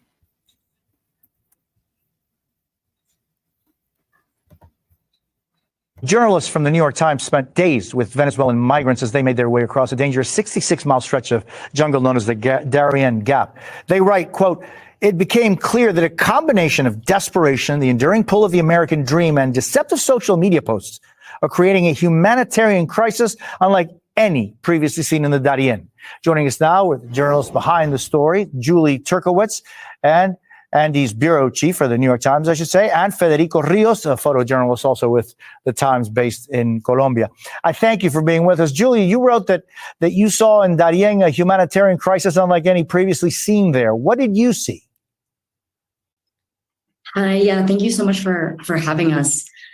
We just finished crossing the entire route. We were with tens of thousands of people who, as you noted, are fleeing a humanitarian crisis, only to find another humanitarian crisis in the Darién. We saw a lot of families, a lot of people bringing their children, a lot of people with disabilities, a lot of people who are not prepared for this kind of trek, and a lot of people who began this trek for two reasons. One is because they believed that the United States was going to let them in at the end, which by default was the policy until just a few days ago. And second, because of social media. I mean, the way that the Darién journey has been shared on social media has just exploded in the last couple of months inside Venezuela and also in the countries around Venezuela. And people are seeing pictures of their friends, their family, of others doing this journey, and they believe that they too can do it. And I should add to that there are a lot of bad actors using social media to promote their guide services and to spread misinformation and make this trip look a lot easier than it is. Even though, Julie, I mean, the folks that I've spoken with, and I haven't done that trek, and I'm so in admiration for both of you to actually do that and to risk it all to cover this important story. Folks know that the Darién is a hell. And they also know that after they get through that ring of hell, Dante's Inferno, they have to go through Mexico, which is another ring of hell for many. But they're aware of the dangers and of that. And yet, Julie, they're willing to do that. Why? I think that, anybody who's talked to anybody who has lived in Venezuela, lived through the past couple of years of crisis, knows that there are many, many, many, many, many families who are exhausted by the crisis, and they are exhausted by not knowing if they're going to have food for their children the next day. They're exhausted by jobs that don't pay enough to buy a week or a day's worth of food. Many Venezuelans, following the sort of beginning of the humanitarian, economic, political crisis that began in the countries between 2013, 2014, 2015, many people had moved on to places like Colombia and Peru and Ecuador and had not been able to find decent jobs and decent livings in those countries. And so, pulled by social media, pulled by this belief that the U.S. is going to let them in, they are risking. They're risking their lives. One of the women that we talked to said, I just want to. Go ahead.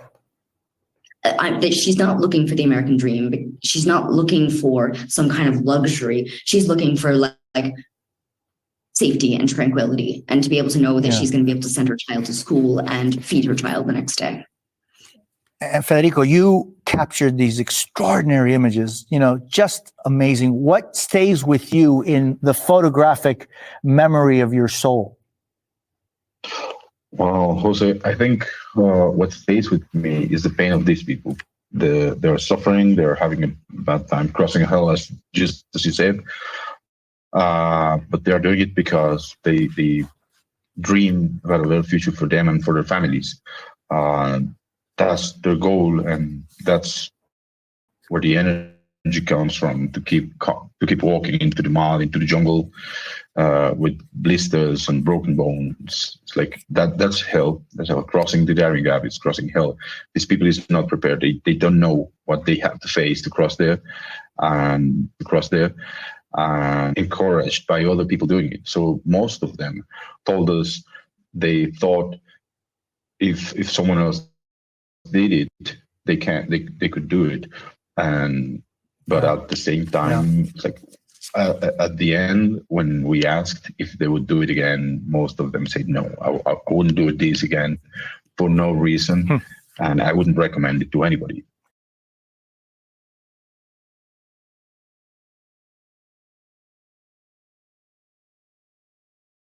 By the truth or by facts? They love to go on the stuff I wasn't trying to go on to. So these motherfuckers going through hell and high waters to bring their sales over here, okay? They not playing. And I'm guessing now they not letting some of them over here, but we'll see about that. Yes, peace, y'all. Peace to everybody that's coming in. I see my views trying to go back up, trying to creep on back up there. Y'all hit it when all the drama hit it. Where's OTK at? I need to text him. I know he ain't sleep. I wonder who else live. They say Chief Woolhouse or something was live. I wanted him to come to the back chat and put it in though.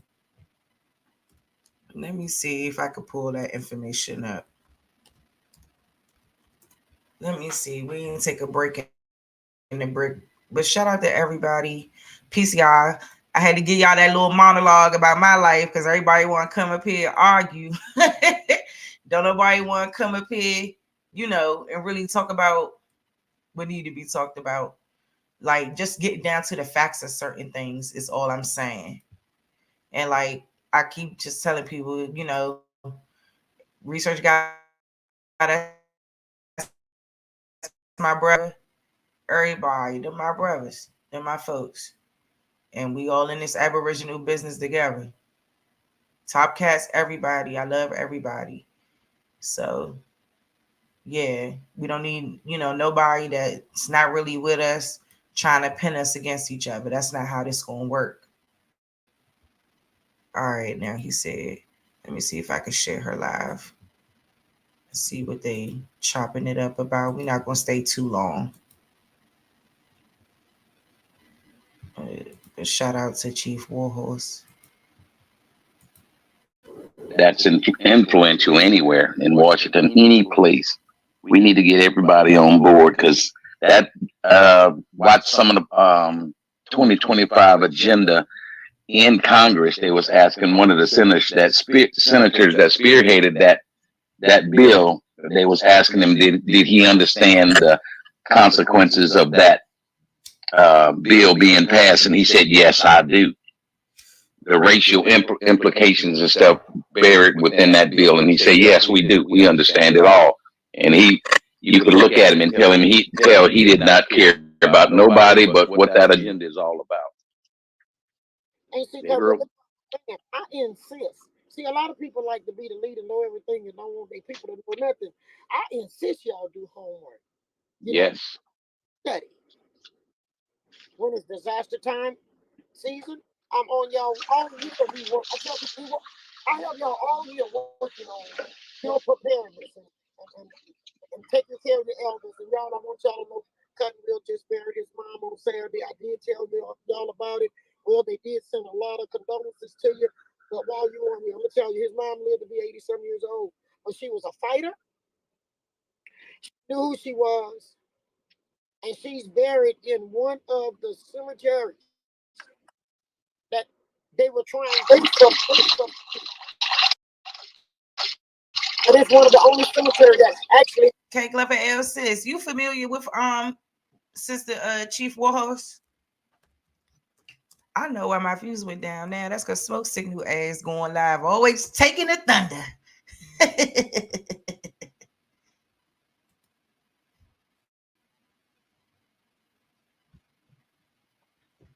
See what they over here arguing about. Oh yeah, your boo over there.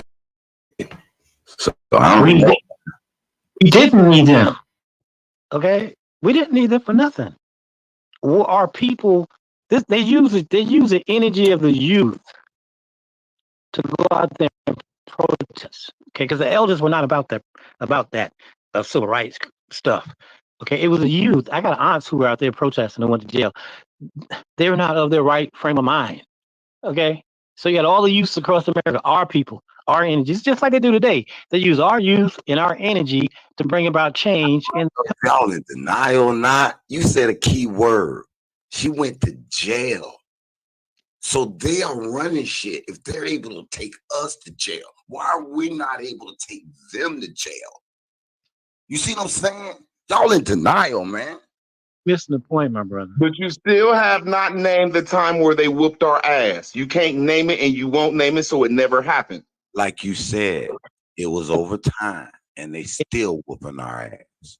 Had to convince our people, the young folks, get out of this denial and no realize they whooped our ass and whooping our ass. You can't fight back until you realize somebody beating your ass. You ain't gonna fight back. Let me our people, but it's our own. denial. Most of the preachers are Prince Hall Masons. The preachers are, and most of the black people, women in charge in the churches, are Eastern Stars. Okay, so we had our own people manipulating the masses. Okay, preventing the masses from organizing to take back what was rightfully theirs. Okay, and then you had this movement in the '60s. They murdered so many of our true leaders, and they destroyed so many of our institutions. Okay, our people got tired of fighting. They got tired of losing children. Isn't that an ass whooping? When you get tired of fighting and they done murder so many of your people, ain't you tired? Isn't that an ass whooping? I don't think you understand what I'm saying. I don't think you understand what I'm saying.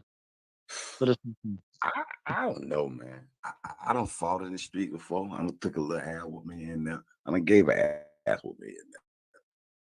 So I don't think you know. Maybe you haven't been in the fight before. Maybe I don't know you. Maybe. So I don't understand what an ass whooping is. I don't believe. They came out with the war on poverty in the '60s, right? They convinced our women to get on welfare. In the same method, they took the man to prevent by law. My sister always say she hate when they say they made our women get on welfare.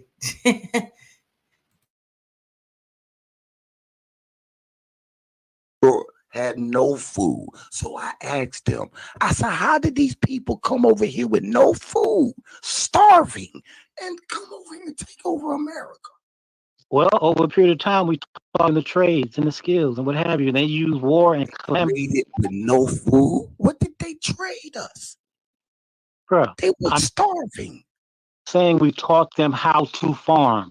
We taught them how to. Yeah, on our farm. Over here in boats. So they figured out how to sail over here in boats. And they were idiots. They didn't know how to farm. They didn't have nothing. Oh, these people were brought over by their own people. Amazing, or either we were weak as fuck. You're missing. You're not understanding the complexities and the dynamics of what took place. All you want to think about is we got our ass whipped. Bro, I've been studying this shit for a while, boy. I'm 48 years old, boy. I looked at. I'm 60. And I lived it. I lived the transformation from having our own communities to having nothing. I've lived it. Okay. I saw the murders. Okay. Bro, I remember when we didn't need them for nothing. When? We needed All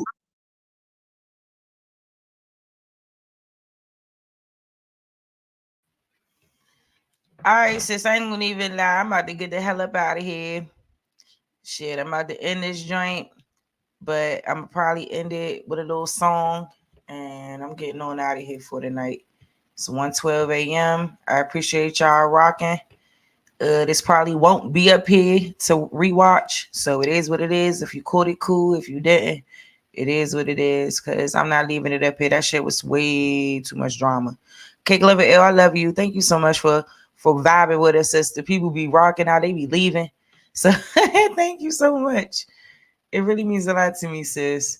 Because I'm probably just gonna go over there and parlay and smoke chat until I go to sleep. And that's what it's gonna be. I hope y'all have a beautiful night, y'all.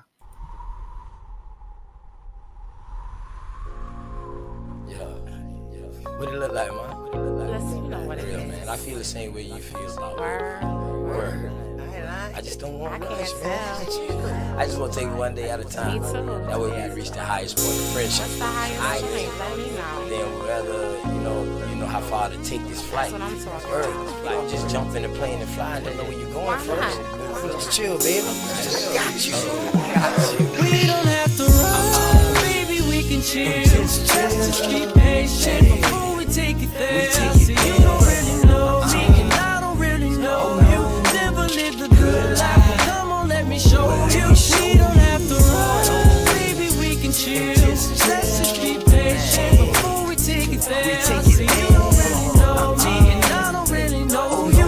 Never lived a good life. Come on, let me show you. See, you don't have to rush. Baby girl, be patient. Anticipation of love making. Got your legs shaking. See, every time I'm next to you, I feel your heart beat faster. But yet you try to hide behind your smile and your laughter. See, money's what I'm after. So all I do is chill. I'm out here on the grind. I'm trying to see a meal. You never seen this good life. Well, come on, let me show you. You never had a real hug. Well, come on, let me hold you. This life I lead is troublesome. You win some, you lose some. You lost one, then gain one. You want some, come get some. See, everything you want, you need, I got you. Even though you don't know me, I don't know you, baby, I got you. That's just how it goes to be. Rather have you next to me, never in front or back of me. You look good beside me, but we take it there. It's some things you need to know. We don't have to rush, baby, we can take it slow. We don't have to run, baby, we can chill. Just be patient before we take it there. See, you don't really know me, and I don't really know you. Never lived a good life. Come on, let me show you. We don't have to run, baby, we can chill. Let's just be patient before we take it there. See, you don't really know me, and I don't really know you. Never lived a good life. Come on, let me show you. Say if you like me, it's what you want. I ain't about games, I'm trying to front. See something that you want, then get it. Ice cream man always deliver, never late. I come on time. Tell me, girl, what's your room size? Sitting here, watch you visualize. I can't lie, see it in your eyes. Fantasize, I mean you all day, all night. Let me strap your seatbelt on before we take these flights. You know I'm helicopter high. Baby, you know I'm on a wide, baby, we can vibe. And that's just how it is. El Blizzo keep it realer than all the rest is. And don't compare me to them other dudes. I act a fool with my tool. Lock it down just for you. You got a man, you can keep him too. I don't want him, I want you. Got a couple friends, but I got a couple too. Just let me know, girl, what you wanna do. And we can keep it on the low, long as you know, baby, just take it. We don't have to run, baby, we can chill. Just be patient before we take it there. See,